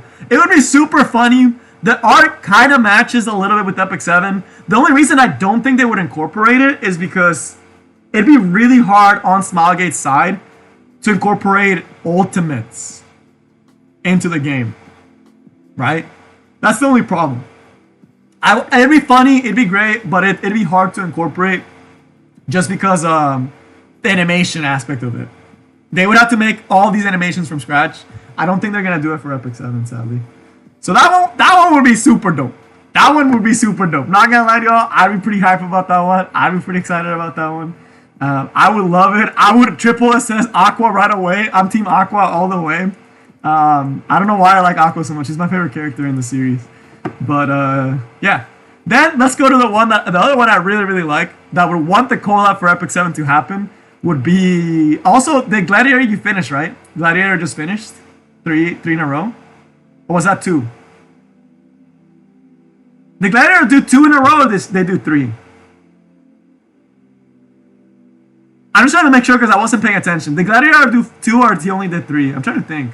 I think he only did 2. Or 3. I think 3 as well. 3. Okay. So he already did 3. Alright. Because I'm capping it at 3, sadly, just so more people get to play. But good job. That's the third person today. Myself. I forgot the other one that got it. I think he already left. And Gladiator got three in a row here. Pretty good. So now we get Dark and Christina. But nah, dude, I don't know, man. Aqua best girl, bro. Aqua best girl. Y'all capping. Aqua's the best girl. No debate. But alright, as far as the other co-op I really want to see would be the Fate Grand Order. Or Fate, not Fate Grand Order, just Fate, like Unlimited Blade Works. Dude, if they did Fate Unlimited Blade Works, bro, I'm triple assessing Gilgamesh, bro. I'm starting to save summons just for the potential that they actually do Fate. And if they actually do the Fate collab, you already know, Gilgamesh triple SS video will drop that same freaking night, bro. If it's Fate, I will legit just freaking triple SS Gilgamesh showcase in RTA that same night. We're doing it, bro. 100%. Gilgamesh has been probably my favorite character in anime. I think he looks super dope. I think the swords would fit so well into Epic 7. Like, can y'all imagine, like, and the thing about it, why I actually think that that can actually make it into the game would be because, like, why Fate can actually make it into the game would be because the S3s make so much sense, dude. Like, it would make so much sense for the units because the Noble Phantasms would be their ultimates. That just makes too much sense, right? It'd be too much sense. Right? That would make me too much. That would just make... like, can you imagine Gilgamesh? You have, like, the S1 would just be him throwing a ton of, like, weapons at you. The S2 would be, like, Chains of Heaven. Maybe, like, a single target seal passive. Like, single target seal. Like, maybe strip and seal. Right? That'd be pretty cool. And then the S3... The Enuma Elish just does the ultimate, like, World Breaker, like, strips all buffs and, like, pushes back or something. Bro. Right? That'd be so dope. That'd be, oh my god. Y'all getting me too hype for a collab that's probably not gonna happen, bro. And, like, Saber would have, like, the S1. She'd have, like, Excalibur as the S3, and she'd just, like, a ton of damage. Bro, oh, y'all getting me too hype for something that's not gonna happen. Y'all getting me too hype for something that's not gonna happen. So, that one makes me sad. The other one that I think I have no idea about, but I know people talking about is Blue. What's it called? It's Blue. What's the name of it? It's a very famous game. Blue something. Blue Crossing. Blue something else. We already have Saber in the game. Who's Saber, bro? There's no Saber in this game. But not Final Fantasy. I don't think Final Fantasy would make it. Grand Blue Chase. That's the one that some people have been talking about as well. Blaze Blue. Yeah, Blaze Blue or Grand Blue Chase. I think Blaze Blue. Something like that. Yeah, Blaze Blue. I know a lot of people talk about it and people are really excited for it. And they're like, oh, yeah, I could really see it. Grand Blue. Something like that. That would be really, really likely. My thoughts, I don't know exactly which one it will be. But I imagine what's going to happen is it's going to be something that, wow. Chica, you have a whale-ass draft. Holy moly. Chica's on the right. He hasn't played in a long time. So I kind of want to watch this, but that's crazy. But more likely than not, I would try not to get your hopes up for it being an anime. I know that sounds very disappointing, but the fact of the matter is, most likely than not, it's going to be some form of fighting game like Guilty Gear. Why? Legit, just because of the animation reasonings. It'd be extremely hard for them to incorporate really good S3s that people are not going to be disappointed in if it's from an anime, where it's a lot easier if you have a fighting game that you can stay close to the source code, right? So it's tough. Also, if y'all don't know this Rylet is 270 speed, 4K attack, and like 280 crit damage. It's the fastest Rylet that's like, it's dummy squishy, right? And you can tell it's dummy squishy. But it's that dummy squishy Rylet, but it's dummy fast. So it's just there to like take units out. But Grand Blue Versus, that's what I'm saying. If it's a fighting game, it has a very good chance of being included as a collab. I hate to say it, but I doubt it'd be an anime. I doubt it would be an anime. But never say never, you know? You never know. Maybe. Maybe we'll get one in the future. Also, that's a pretty nice Cammy Rose. She did good damage onto there. But the Ross with dual attacks is going to be way too much soon. So yeah, that's as far as collabs. Y'all got me way too hype, and we still have to wait another like 3 weeks. Please don't say Street Fighter. Please don't say Street Fighter. I do not want it to be Street Fighter. But I know it's possible that it'll be Street Fighter because they also did a collab with Summoner's War.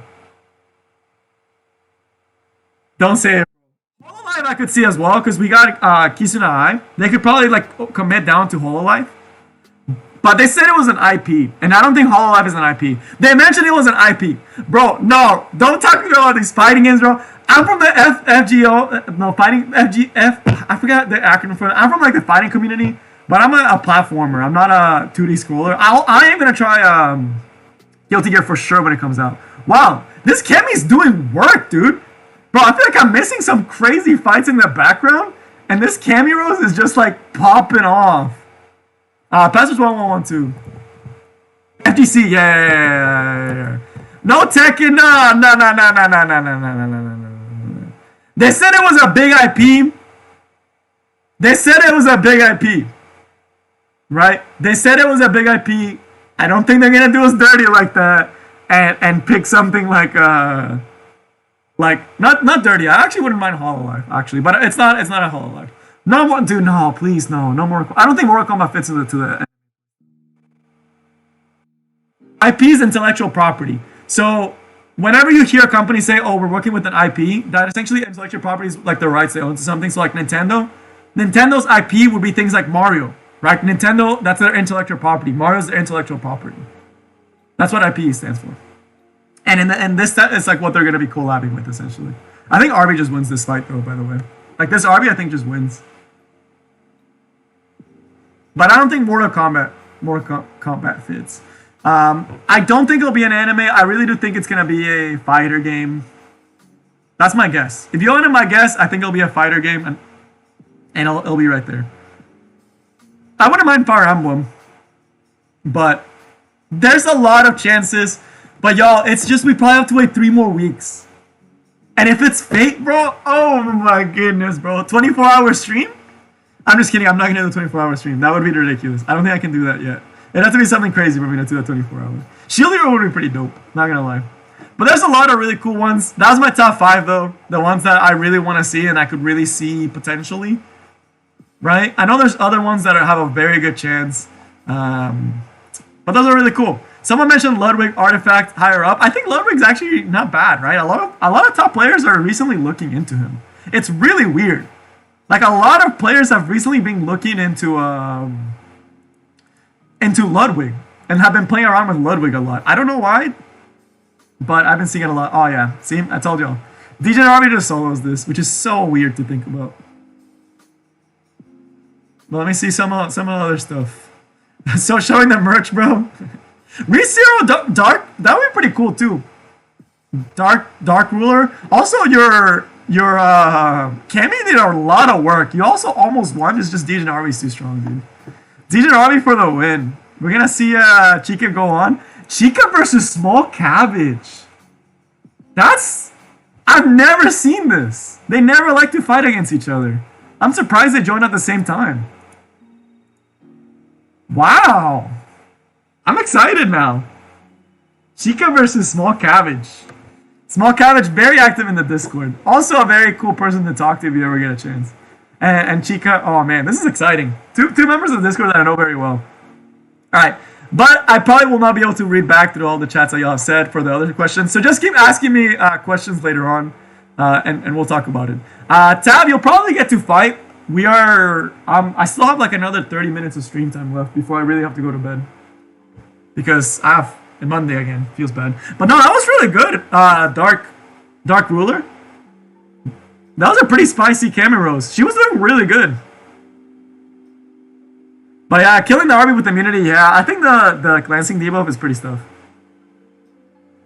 Real quick, LQC build thoughts. Dude, there are so many good LQCs out there. I think I have 2 in the top unit builds in the Discord. The Discord link should be linked to this. Check in the Warriors. There's some people that have some insane LQCs. I do need to update the top unit builds too. I've been slacking a lot on that. Because I know you guys like it. How should you build LQC? I'm going to tell you right now, just go into the top unit builds. There's 2 LQCs there that are just insanely good. And those are like peak LQCs right there. King Merc 2, it's fine if you're weak, bro. I mean, it's just having fun. People are just trying drafts. No one, I don't think anyone's going super tryhard. Like, I know Chica is trying out a Meru right now. Right? He just got a Meru very recently, so he's trying her out and trying a Meru drafts. Now, so you see the T-Cross and a Meru.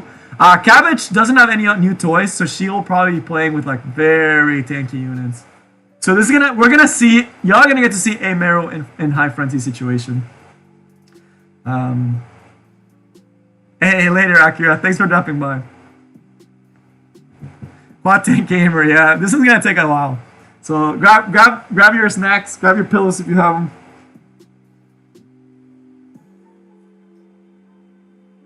So let's see. Let's see what they got. We're gonna see some Emeru. But yeah, the collab I'm really hyped for. But yeah, if you have any other questions that I missed, Dex, I know it sucks, bro. I need to change my streaming schedule.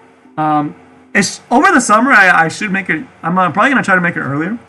Because once I'm over the summer, I'll have a lot more free time. I'm gonna try to stream a lot more, and I'm probably gonna try to stream on Twitch as well. Because there's a lot of other games I want to play with you guys and do other stuff. Of course, I still love Epic 7. Don't get me wrong, and I'll still stream on YouTube. But YouTube really punishes people for trying different games. So I have a lot of games I've been playing and loving a lot, y'all. Like a lot. I could sit here and tell you guys the games I've been loving playing recently, and y'all can tell me if y'all would be interested in watching a stream either here or on Twitch about those games. We can talk about it now because it's gonna take a while before something like very meaningful happens in this fight. Hey, later, Dark Ruler. Thanks for dropping by. Ooh, counterattack Arby. This might go really fast just because of DJ and Arby. What games? Alright, so the games I've been playing on the side. Because y'all know, I'm very big into gacha games. Right? I love gacha games. So you probably still can, but there's a good chance you won't be able to go up. Right? So let me tell you guys the games I've actually been playing recently. And you guys tell me if y'all are interested. So Epic 7 still, of course, is the main game I play.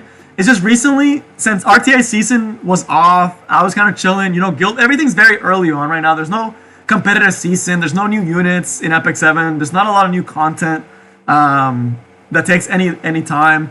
I've been trying other games while I have extra time from Epic 7. Y'all gonna hate me for this, but I've been really getting into Princess Connect. Redive. I don't know why. Princess Connect, bro, I don't know why I love that game so much. I've been spending so much time in that game. I don't know why. I already dropped even like $30 on it. Just because I just like it so much, dude. I don't know why I like that game so much. Don't ask me why. Try it out for yourself. It's really fun. What I like the most, I think the reason I like it is because gearing is so easy. I think that is why. I'm not playing the Japanese one. I'm playing the global one. And I'm pretty sure it's just because I like how easy gearing is in Princess Connect. I love how easy it is to gear. It's just like, there's no gear. You don't roll for gear. You literally just hunt. You're guaranteed a certain drop. You get it. You get the gear in your unit. That's it. That's all you gotta do. I was not joking, bro. Princess Connect is kind of like, it takes away a little bit. Like, it's really annoying in Epic 7. It's not annoying, but like, it is very frustrating to play games where gearing takes a very long time. Bro, Princess Connect, bro, you get that, like, you get good gear like this, bro. It's like good gear, good gear, good gear. So I don't know if y'all want to see me play Princess Connect and see if y'all want it. Maybe I'll do it on Twitch, or I'll probably do that one on Twitch, because if I do it on YouTube, no one's gonna watch it. My friends are gonna make fun of me too, probably, because my friends watch the streams, And they always judge me, bro. But also, yeah, this is insane. The Arbiter Builder just got walled out by the Ray. Cabbage's Ray is just different, man. It's hard to break this wall. I fought against Cabbage, and even like my cleave barely kills this team. Like barely. Like it's like it takes me 2 turns. I don't play rhythm games. Alright, so let me go to some other ones that I've been playing. I'm pretty sure Cabbage actually wins this one. I think the sustain on the Ray is just too much for Chica. Although Robbie, you can never count out a Robbie, right? Never count out a Robbie in Frenzy. The Ray, she has her Ray in the Discord as well. Alright, so let's tell you guys some of the other ones, and y'all can recommend me some games as well. The other game I've been really getting into that I've been playing every day pretty consistently is Legends of Runeterra, the card game. Dude, I cannot believe that game is so free-to-play friendly. Legends of Runeterra, I'm going to tell you right now, if you like card games, if you like having fun with card games, I think it's probably one of my favorite card games. I come from Yu-Gi-Oh! I played a lot of other... I tried Hearthstone and didn't like it. I really got into Legends of Runeterra. Really, really like the card game. Really, really solid card game. But yeah, Cabbage is tanking it out with Ray and Rylet. Pretty impressive, actually. But yeah, I don't know about Shadow. I never tried Shadow Wars, but I can tell y'all, if you like card games, try Legends of Runeterra. It's super free to play friendly. It's ridiculous to me. There's not a single deck that I wanted and don't already have. And I've only been playing for like 2-3 weeks. And I have every game I could ever. I have like 6-7 decks built that I can pick. I haven't tried Vanguard, but I can just tell y'all, it's just the most free to play card game I've played in my life. And it's fun. It's fast. It feels balanced. There's like a wide variety of decks. I can just tell you right now, it's better than Duel Links. Which I like Yu-Gi-Oh, but I did not like Duel Links because Duel Links is not free to play friendly. This game, Legends of Runeterra, oh dude, it's so free to play friendly. I don't get how they make money, honestly. I did try King's Raid. I did not like the art. I did not like King's Raid art, and I didn't like the gameplay either. It felt way too passive. So Small Cabbage, pretty spicy. Very strong Ray. Romancing Saga. I haven't tried. I have to check it out. So I do this. I need to make something in the Discord so y'all can recommend me games, because I love playing different gacha games. I love watching gacha games. Oh, is Cabbage leaving? All right, I think Cabbage is leaving. I think. Yes, she's leaving. She got her 1 win and left. Nice. So Subaru will be going up against Alpha. So let's see it. We won't get to see the Ray again. Feels bad. People still, whenever people say Ray's bad, I just think of this one Ray and I'm like, how is this? Like, this is so annoying. But I don't know. It's just, there's some games to me that I'm like, how are these games free to play, dude? They're so nice. How do they make money? How do they stay afloat? Yeah, there's a lot of people. I don't think we're going to get to everyone. I can tell you right now, we probably are only going to get, realistically, every fight takes around 5 to 10 minutes. If you see your place on the list, we're probably going to get to 5-6 more people. Probably 5. So if you're not within those 5 people, you're probably not going to get a chance to play today. But yeah, it's crazy to me. Let me see that. I don't know how. I know Riot has a ton of money, but it's just very nice to me that they made a card game that I enjoy a lot, that's free to play, and it's really, really cool. I love it. I love it. So I'm a big fan. I would say I recommend trying Legends of Runeterra. So those are the gacha games that I've been playing recently. I'm also getting a capture card. It should be coming in the mail in 2 days. And I'm going to be streaming Smash as well. If y'all don't know, I'm actually really big into Smash, in the Smash scene. I don't like Netmarble as a company, so I don't play their games. That's just as simple as that. I tried getting back into Genshin, and I just couldn't. It's way too long, and the game's a little bit too slow. I don't like playing games by companies that are bad. I don't play Nexon games anymore, because I know that games are not going to last like two days before they become pay to win. So I don't play Nexon games. I don't play Netmarble's games. But I play hella Smash. Sometimes in the Discord, I'll get in and play some Smash, just for fun. Also, we're going to get to see Solterra. I'm actually excited on this one. And we're seeing an Ida Cleave. Oh, man. All right, give me a second. The Twitch, I will link it everywhere on my channel, on the Discord, everywhere once I make it. It's for King Blair right now. But I haven't streamed. But I may stream sometime next week or over the summer. I just added myself. But that's the Twitch if you want to put it. But it's Smash. I main Palutena. I've been maining Paramithra. I play Sephiroth. I play a lot of Hero. There's a lot of other stuff I play. I do prefer offline RPGs more. Oftentimes, I even forget to do much in A7 when I get hooked on one. Yeah, I'm the same. I need to start. I want to play Xenoblade. I want to play Monster Hunter that just came out. I actually wouldn't. I wouldn't mind streaming a Monster Hunter too. Y'all can watch me be boosted on Monster Hunter. But we'll see. I don't know. I don't know if I will be able to do it on YouTube because YouTube does punish me. I'll still do Epic 7 and all that stuff. But YouTube punishes me way too hard for trying different content. I can try again maybe like sometime next week. I'll try next Sunday. I'll probably try next Sunday to play a different game. Maybe. Oh yeah, Guardian Tales. I forgot to play Guardian Tales too. That's like my side game though. Guardian Tales is also a really good game. New channel for each game? I'm not big enough to do that. Let me see that. I am way too small to be messing around with stuff like that. I don't want to get out of my niche, have YouTube punish me, and then I'm like screwed, right? I'd rather build a base, build you guys, like good to meet you guys more, and then try different stuff later on. But as of right now, I'm Epic 7 is my main game, and I don't plan to change that anytime soon, unless they like screw up the collab dummy hard, and then I'm gonna be big sad. But yeah, just say Epic 7 and play other games. I know that's what people do, but that's why I'm starting at Twitch. I really need to get at Twitch. I'm probably gonna end up spending the weekly for Streamlabs. Also, this Solitaire did really good work speed contesting there. Pretty spicy actually. Very fast, aggressive team. I actually really like this team, Isuwurin. I think his operator secret is 260 though. 260 plus. Because it's a damage one as well. Switch midstream? Maybe we'll see that. I don't wanna make my viewers angry. I'm really excited. Next time I need to pay attention to the match because I want to see Solitaire in action. Because I have not seen her in action, so I can't talk about her as much. So I'm excited I get to see her on Isuwurin. So I'm actually gonna pay a little bit more attention to this next game because I want to see her more in action. I want to see more Solitaire. Hopefully he picks her again. Sassy G. I want to see this. Oh, Salibinos? Alright.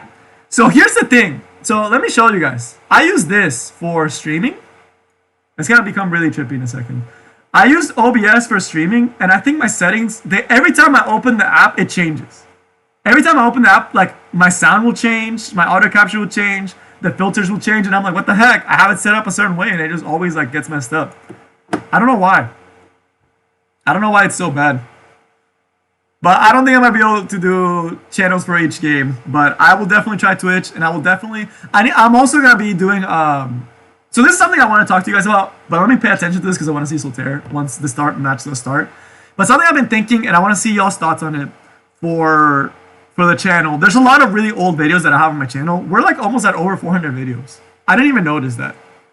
Like someone... I remember I was looking at my stats. And I was like... Why do I have over 400 videos? That's ridiculous. And a lot of them are outdated. So I was planning to go back and make a lot of them unlisted so people would not get wrong information. And even though like, oh yeah, I lose views, whatever, it's they barely gets anything. So I need to go back and actually take off a lot of those videos. And I'll keep the ones that I think still have value. But hopefully by the time I'm done, there's only gonna be like 100 videos on my channel. Which is like, that's a big cut. That's like 3/4 of cuts of everything. So we'll see. I'll try that. And just, I don't know if y'all want access to the stuff, if y'all want access to the videos, I don't know how I can make that so people can always see it if they want. Maybe I'll just make a running list of all the videos and like put the ones that I unlisted, put the link there so y'all can still watch them if y'all really want to. But I think I'm going to do that. Just for cleanliness. Clean up the channel a little bit. Because it's getting kind of crowded. Same thing with like the membership. Big shout out to all the members. If you ever see someone green, they honestly are the reason I'm able to do a lot of the fun stuff, like the tournaments, the art contests that I really want to do. I just haven't gotten around to. So that's the only reason I'm able to do events for you guys is because of members. So big shout out to the members for helping out with everything. But I need to make better icons for them. Yeah, that'd be nice so I can see all the old videos. Yeah, that'd be a good way to do both things. So that way they all have it. But yeah, Deets, oh my goodness, y'all see that? Like it's so bad. I really need to fix that. How good is T Crosset and Crosset? Crosset is not great. T Crosset is really good. So Crosset is not great. T Crosset is really good. All right, let me watch this fight because I want to watch Solitaire in action. So I'm gonna stop talking for a second. I'm gonna stop looking at chat and I'm gonna be looking at the fight. So I'm really curious what Solitaire can do in this matchup, particularly with the Arbiter build right there, and with Landy having Guiding Light, potentially having Guiding Light, Ross not really being the huge threat. I want to see how much work Solitaire actually does. Solitaire outspeeds the Cerise. Wow. Ooh, he soul burns it. Okay. Okay, I can dig that. Dude, I cannot believe that ultimate is a single target ultimate. No immunity on the Ross, which is concerning.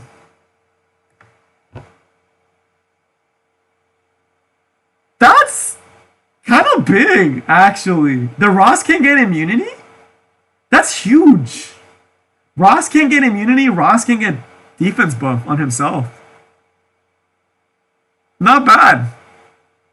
He revealed the Solitaire, though. He'll get to S3 here, though. So he'll be able to protect himself a little bit against the Landy damage. It's a Degen RB as well. So we'll get to see another Degen RB.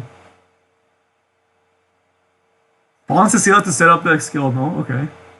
Kind of needs to. Takes away a lot of the Landy damage. Ooh. Degen RB putting in that work already.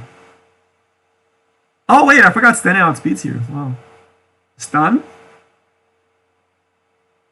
Didn't kill, but it did what it needed to. Guiding Light to protect herself from... Oh, that's pretty funny, actually. I don't think he has any other AoE. Oh, no, he does. He has Solitaria. So Solitaria should be able to kill the Landy. Yeah, even with the glancing hit, she should be able to kill the...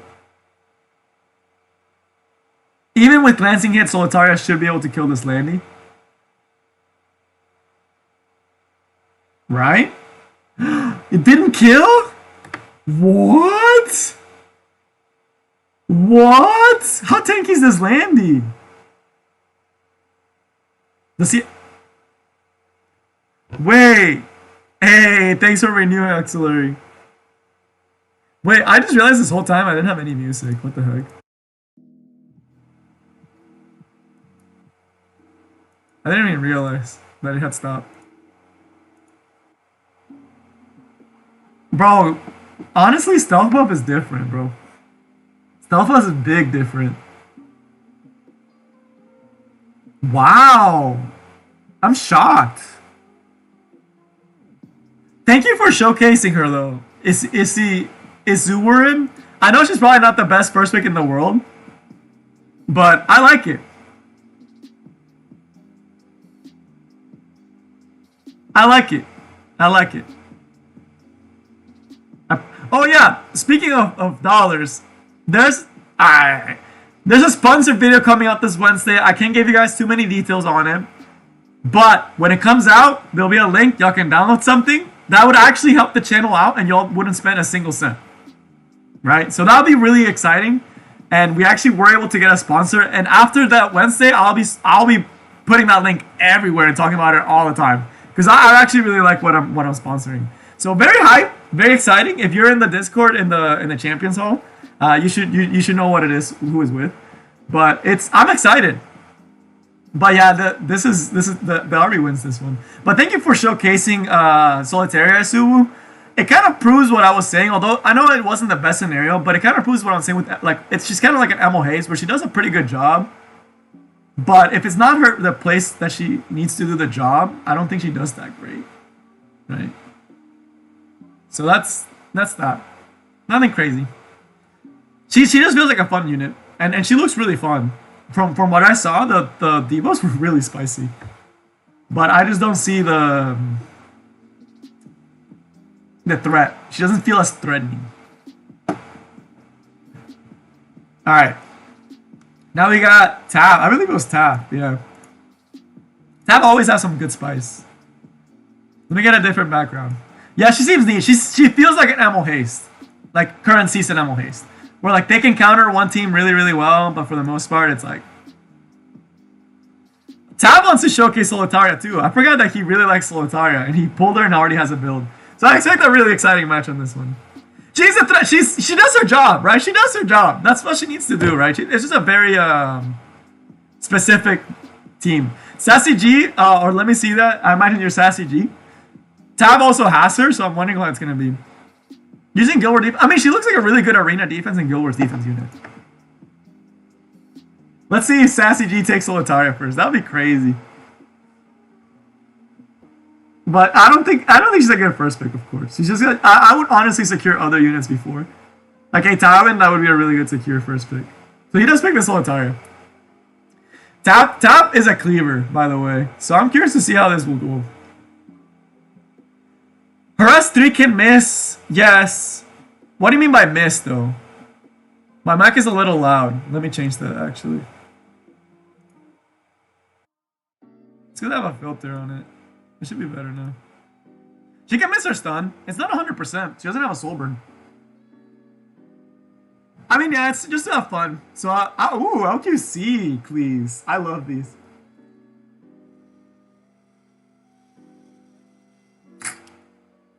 Does her passive stun army? Wait, does it? We never seen one. I haven't seen it yet. Maybe we'll see it this game, although I doubt it. I don't think we'll get to see Solitaria stuff's RB. Does it stop it? Because that's something that wasn't confirmed, because the wording on Arby's S3 says that he revives with 5 stacks. It does, right? So it actually does? That's pretty cool. Wait, that's actually really cool. I didn't know that. Technically level 6 Phase Shrine, yes, but not everyone's gonna pull for Solitaria. I don't think it's... Like, the thing about it is people have such good... Like, Arena is so... I'm gonna be honest with y'all, Arena is probably my least favorite game mode because it's so calculated at this point. Everyone knows what's best.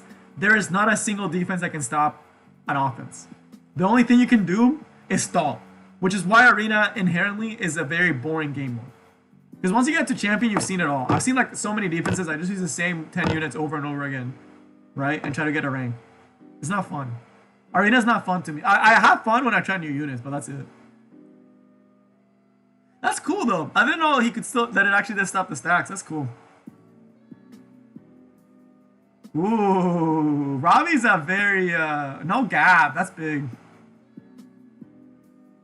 Counterattack. Wow. S3?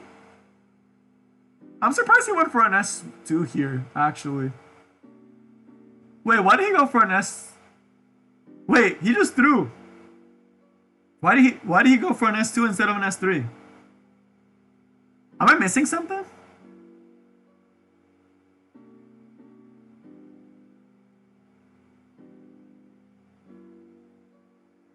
I know it was probably still not winnable just because General Purgus and LQC are really hard to kill. But why not go for an S3 and give your Robbie the best chance to survive that she could get?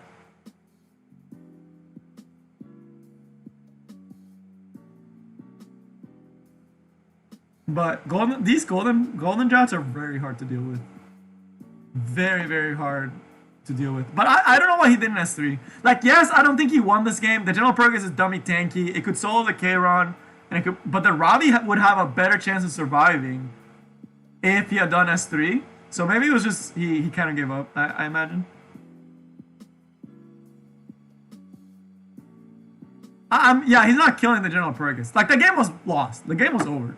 I'm just wondering. Maybe he just knew it was over and he was just like, it is what it is. But GG. I know it's really hard to make Solterra work, but I'm glad you tried to make Solterra work. I want to see some good Solterras, honestly. That's what I'm really excited to see. Like when people optimize her. Because what I've noticed is it takes people... Wait, I don't want to put Tav against... Oh, man. Agathodium, I can tell you right now, you're probably going to get cleaved. Good luck with it. It's going to be harsh. It's going to be hard. Tav is a really good cleaver. So this might hurt a little bit.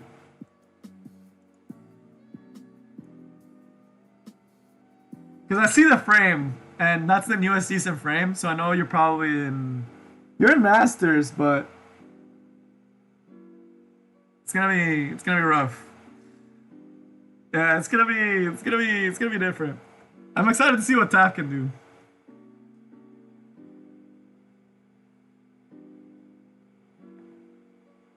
I'm excited. Let me actually see. Maybe Tab will pull out the Solitaire. Ooh, okay. Okay, not gonna lie, you may just be Masters, but it might be just because you didn't want to climb. Because you have the unit pool. God dang. That's a solid unit pool already. I don't think Tab Solitaire is ready yet for cleaving. That's a very beefy draft, but I think I know what Tab's gonna do here.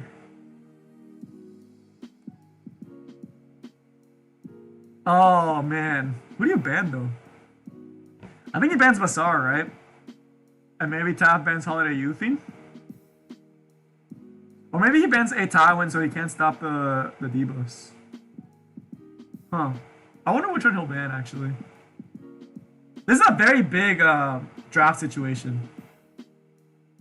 Because this is a draft situation where it's like, what do you ban, right? If you ban the wrong thing, you lose. I think Tab wins just because of the bans. This match might just be a draft match. The only way I think Tab wins this is if Meru counterattacks here and procs the S2 on everyone. That's the only way. Yeah, that was a wrong ban situation. Whoever bans the right thing won that one. Very scary. No counter on the Meru either to try to get a cheese S2. But this is gonna hurt you a lot, dude. This is a cleave F10A, by the way. Can you one? Yeah, you can just one shot if you reveal her. That's a thing about Solitaria. You get it now, but ooh, the RB will still get to S2 though. You do take off a lot of the damage though.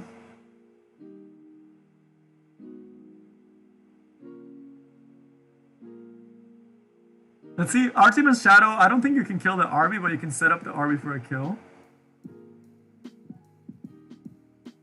Oh, dude, freaking Meru's Shadow. Very risky doing the S3 this early, but I guess if you hit, you hit. Oh! Bro, cut the camera! Cut the camera, bro! What? Is this here? Is this debuff here? I don't think that debuff is there right now. What? Yo, what?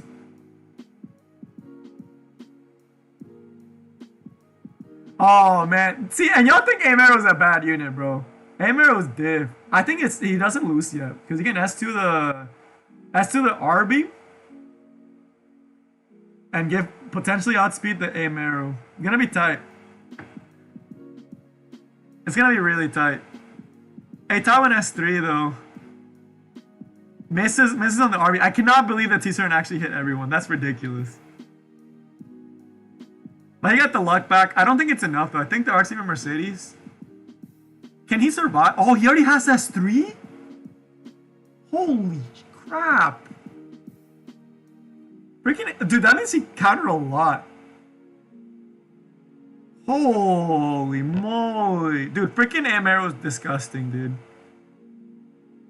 Meru is a disgusting unit. How can people think that unit is bad? That Meru actually carried the whole fight. And now look at the burn damage on the Rose. Oh, it's not as much. It's not as high as attack as I thought. I thought it'd be a little bit higher attack. What happened is, it's what I expected to happen. I remember I told you guys when he did the Bazaar S3. I told you guys Agatham can still win if his Meru counters once. That's all she needed was a counter. Because if she counterattacks, she applies glancing hit. So the S2 on F10 it does 0 damage, essentially. And then he got the S3 with T-Cern. It was big RNG. But that was spicy. I liked it. Meru was such a good unit, bro. Bro, it's okay. It's Tab, bro. We're having fun, bro. Tab, it's fun times. But that was spicy, Aga. That was very spicy. And yellow, I think this is a true silver frame, potentially. Bro, Amaro's like a Charles in certain situations. But how can y'all think Amaro's bad after watching that, bro? Amaro diff. Oh, gold RTA? Oh man, yellow. Good luck, man. Good luck. Yeah, you have a really nice roster on the right. But the only thing I saw is the Amaro doesn't have as much attack because I was looking at the burn damage. And it only did 3k with 2 burns. Which means your Amaro is probably like what, 3,000, 3,500? Bro, tap chill, bro. It's just for fun, bro. It's just a game. RNG hits all of us, bro. It'd be like that. She was attacked down, but I didn't expect it to cut that much. She was attacked down, though. I know burn is based on the attack at the time. Yeah, that's what I would imagine. Even with the attack down, 2,800 attack. Yeah. Okay, so it is a little bit of lower attack side, Amaro. That's why it didn't do as much burn damage as I thought it would. I mean, it still carried, so Amaro carries. And the rest of the team didn't do it. Actually, the T-Sir not missing a single hit was crazy. I love that you don't have the skin instinct because I imagine you weren't playing at the time.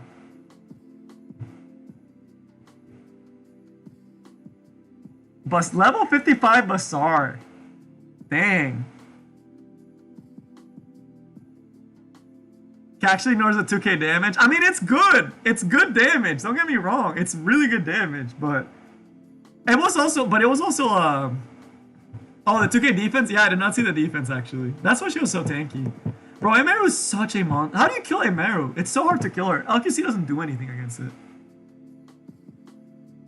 What are you gonna try to test, Auxiliary? I think yellow is, this is a really solid cleave, yellow. How did you not get to Masters RTA? Bro, you should have been able to make Master RTA, yellow. Come on, bro. I'm watching this. I believe you could have made it to Master RTA, bro. You can just slap some kids, just prevent army and win. I love how the Briar and the Basara got banned because they're the two other ones.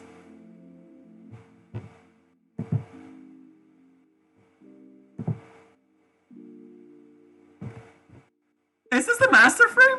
Okay, good to know.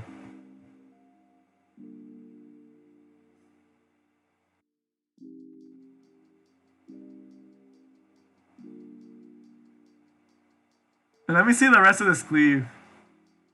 Nicer East cleave. We get the guy gaming.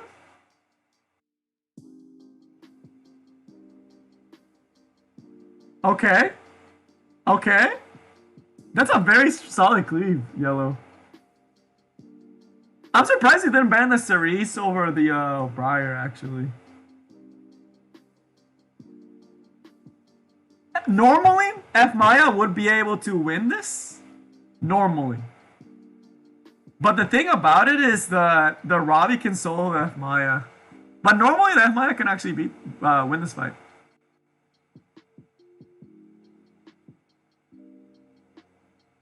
You can get rid of a lot of Devos here on Stene though, which is huge. And you can stun the Robbie maybe? I think you might still be able to win actually. If you kill the Robbie, I think you win. Yeah. Dude, Stene is so broken. Holy. Every time I think if Stene is gonna lose, I remember that Stene is probably the best unit in this game. I'm saying that like a little bit exaggerated, of course.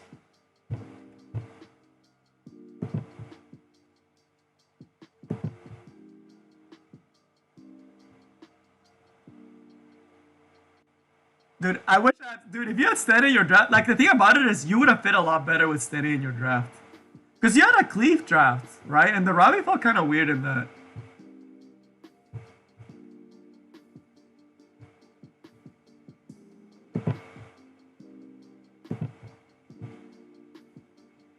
Oh yeah, dude. 15% in Epic 7, that's like the game, bro. That's like the... It is what it is. I'm really excited to see the... To see the big event for Epic 7. Because the thing about it, it's like... If y'all wonder why the... later down the line, they actually show the fights. and people actually draft. Y'all know how they're doing the big event with Epic 7. I guarantee y'all there will not be a single cleaver in there. Cleave is not consistent enough. And that's something that, like, if anyone ever cleaves, if they're accepting the fact that they inherently are going to lose a certain percentage of the game. That's going to be the tournament. That's going to be the World Cup. There's not going to be any cleave. Because cleave is not consistent. That's the thing. Yeah, you got the bonk. That's crazy. Destiny actually won that fight. If this was an Arabi, though, I think you could have won yellow. Oh, yeah. Summoner's War has 15% as well. And it has violent runes, bro. You want to talk about like Epic 7? The reason why I feel like at this point I don't get faced as much with 15% is just because I used to play Summoner's War and there used to be violent runes that could proc indefinitely, theoretically. And it was just so much RNG everywhere. Alright, we're coming up on the last ones. I don't think we're going to get to the last couple of ones, so I'm sorry guys. I think we're going to let Aga, if he's able to finish off his third round and win, and we'll probably end it there for the room. But as far as the other thing, it's just something that NA was so draw Apollo. Violent procs, dude. Epic, like Summoner's War. You know RNL, right? You know RNL's a 25% chance to get an extra turn. Imagine if there was a set, a 4-piece set that gave RNL to any hero in this game, and it wasn't capped at once per turn for everywhere, except RTA. It's only capped to once per turn. But imagine if every unit had RNL on their kit. Defense speed Robbie, bro. Get out with speed Robbie. Get that speed Robbie out of here, bro. Nah, bro. But the thing about it is, I guarantee you guys, in the Epic 7 World Cup, you guys will not see a single cleaver. Y'all won't see a single cleaver. Why? Because 15%. I guarantee. You know what you guys are gonna see a lot of? You're gonna see G perk being first pick or ban. You're gonna see a ton of FCC, a ton of tanks. You're gonna watch LQCs. You're gonna see like bruisers. You're gonna see Degen Arby's. You're gonna see every unit is gonna be built like a bruiser. You're not gonna see a single player play Cleave and make it to the top 8. Why? Cleave inherently is a weak playstyle. Same thing with Control. Inherently, those playstyles have 15% attached to them. Oh my goodness. Nah, bro. Speed Robbie. Nah, bro. Get that out of here, bro. The fact that it's not counter, if I knew this wasn't counter, dude, holy moly, I would just bring a ton of single target DPS and just go full aggro and just like burst your team down and not even care about it. Cleave Control we might actually see because that's the best form of both of them. But even then, you're not going to see that. Imagine $30,000 on the line. Are you really going to go into a tournament and expect to win with 15%? They're not going to pick any unit that can get 15% where it matters. No one wants to do that. You're not going to see any unit that you could lose because of 50%. Like A Tywin is different. Why? Because he still has cleanses and he still has damage. Right? The control aspect of it is just like icing on the cake. And he still has soul steal. Right? That's consistent. But like actual control units, nah, you're not going to see that. You're probably not even going to see F10A, honestly. There's the Aemero ban. Dude, Aemero, like you're going to see a ton of Aemero. You're going to see a ton of Doris, Ruels, Rylets. Oh man, once the tournament happens, I'm not gonna want to play an RTA because I know everyone's gonna be freaking playing full tanks after they watch the World Cup. They're gonna be like, oh, they're kind of OP. You probably are not gonna see as much RB, and if it is, it's gonna be D-Gen. And only beef Aemeros off the board. You'll probably see RB last picks. Be my guess. You'll see a lot of Stene though. Let me actually see. Hey, that's a nice Wonder Silk. That's what I like to see, Chidori.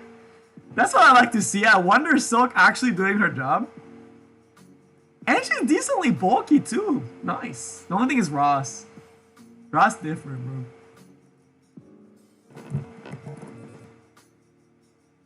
No stunts either. That's big. Alright, the Epic 7 Festival. Let me tell you guys when it's going to be. I need to watch this because I need to be up to date with all this stuff. 30? I cannot believe it's 30,000 yen.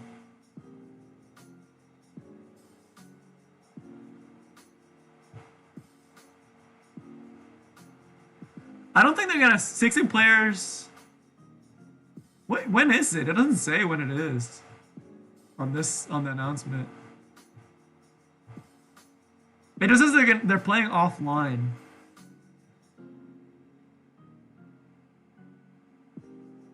Oh, it's gonna take a long time. It's from April till May, so it's like 2 months. It's gonna be a long time. It's gonna be online. There's prelims, and it's gonna take 2 months. It says it's gonna go up until May, so it's gonna last almost it's gonna last a month essentially. That's crazy. That's a long time. Robbie doesn't have the... See? Right here with the counter, Robbie? She could have counter somewhere. It's already been an S3. Easy peasy. Prelims is done? Really? Wait, where can you find the bracket? I'm kind of curious. They haven't posted the bracket. I know they posted the brackets, but I don't know where they have the updated ones.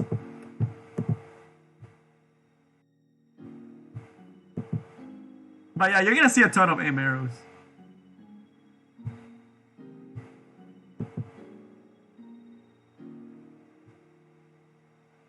I don't see it.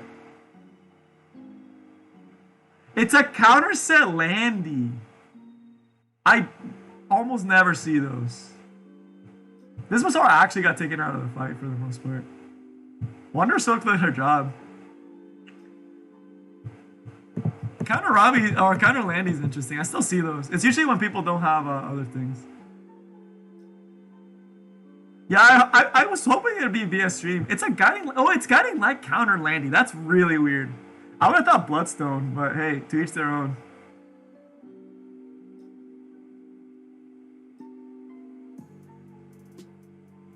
The stealth will probably help you survive here. No immunity, though. Oh, didn't need it. Greater basket, descending blade, nice and easy.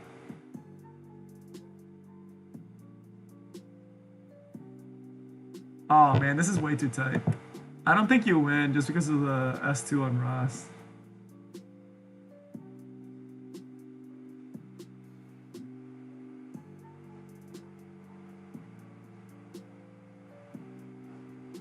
Oof, that's so tight. Wait, you didn't go for S3? Wait, what? Why?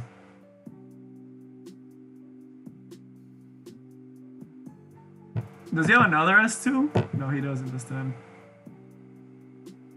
Oh my goodness, bro.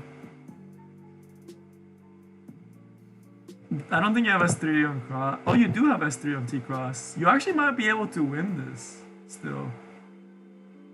Because of the no S3. Damn, that misclick might have actually been the game.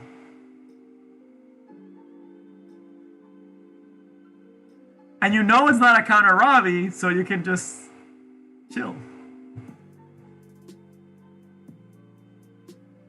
Alright, RB. Oh, he got credit. Oof, that's rough. That's GG. Oh, that's tough.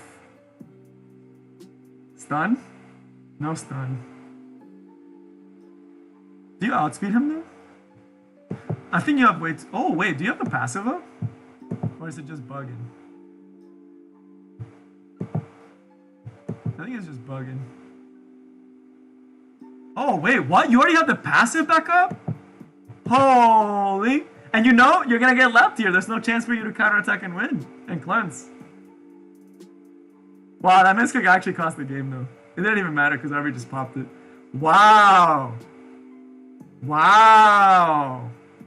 That's crazy! Yeah, that cost you the game. Wait, how did you cycle the RB so fast? Was I just not paying attention? And you just got cycling out of your RB the whole time? Because people don't remember that Arbiter Builder can actually reset himself. A lot of people don't remember that for some reason. Bro, if it was counter Robbie though, easy peasy, bro. Counter Robbie wouldn't have been mad if he misclicked, bro. Plague, that was the last fight of the night, sadly, because I am quite tired. It is 1:10 a.m. in my time, and I do have to wake up early tomorrow. But thank y'all so much for joining. Sorry if I didn't get to you. Maybe next time I won't let people. I'll only maybe do 2. That's a really fast RB. That's why it went so fast. Okay. So thank you all so much for joining. I'll probably do another one of these. It was a good time. I got to talk to you guys a lot. If you didn't make it this time, hopefully, I know I streamed really, really late. Thank you all for joining and all this stuff. It was a really good time. Good stuff. I hope y'all enjoyed and got to watch the fights and like the conversations. Make sure you like and subscribe if you enjoyed the stream, if you want to see more streams. We're going to be doing RGB re-gearing on my account next Tuesday, assuming nothing comes up. And on Thursday, we're going to be doing RTA again. I'm going back, but it's going to be all RGB. So it's going to be pretty exciting. It's going to be a good time. I might gear my Aether just for fun. But yeah, pretty good stuff. Watch for the video on the 21st. So I believe that's going to be on Wednesday. Watch the video. It'll be fun. It'll be a funny video. Or not funny, but it'll help a lot. But yeah, that's all I got for you guys today. And I will see y'all next time. Peace.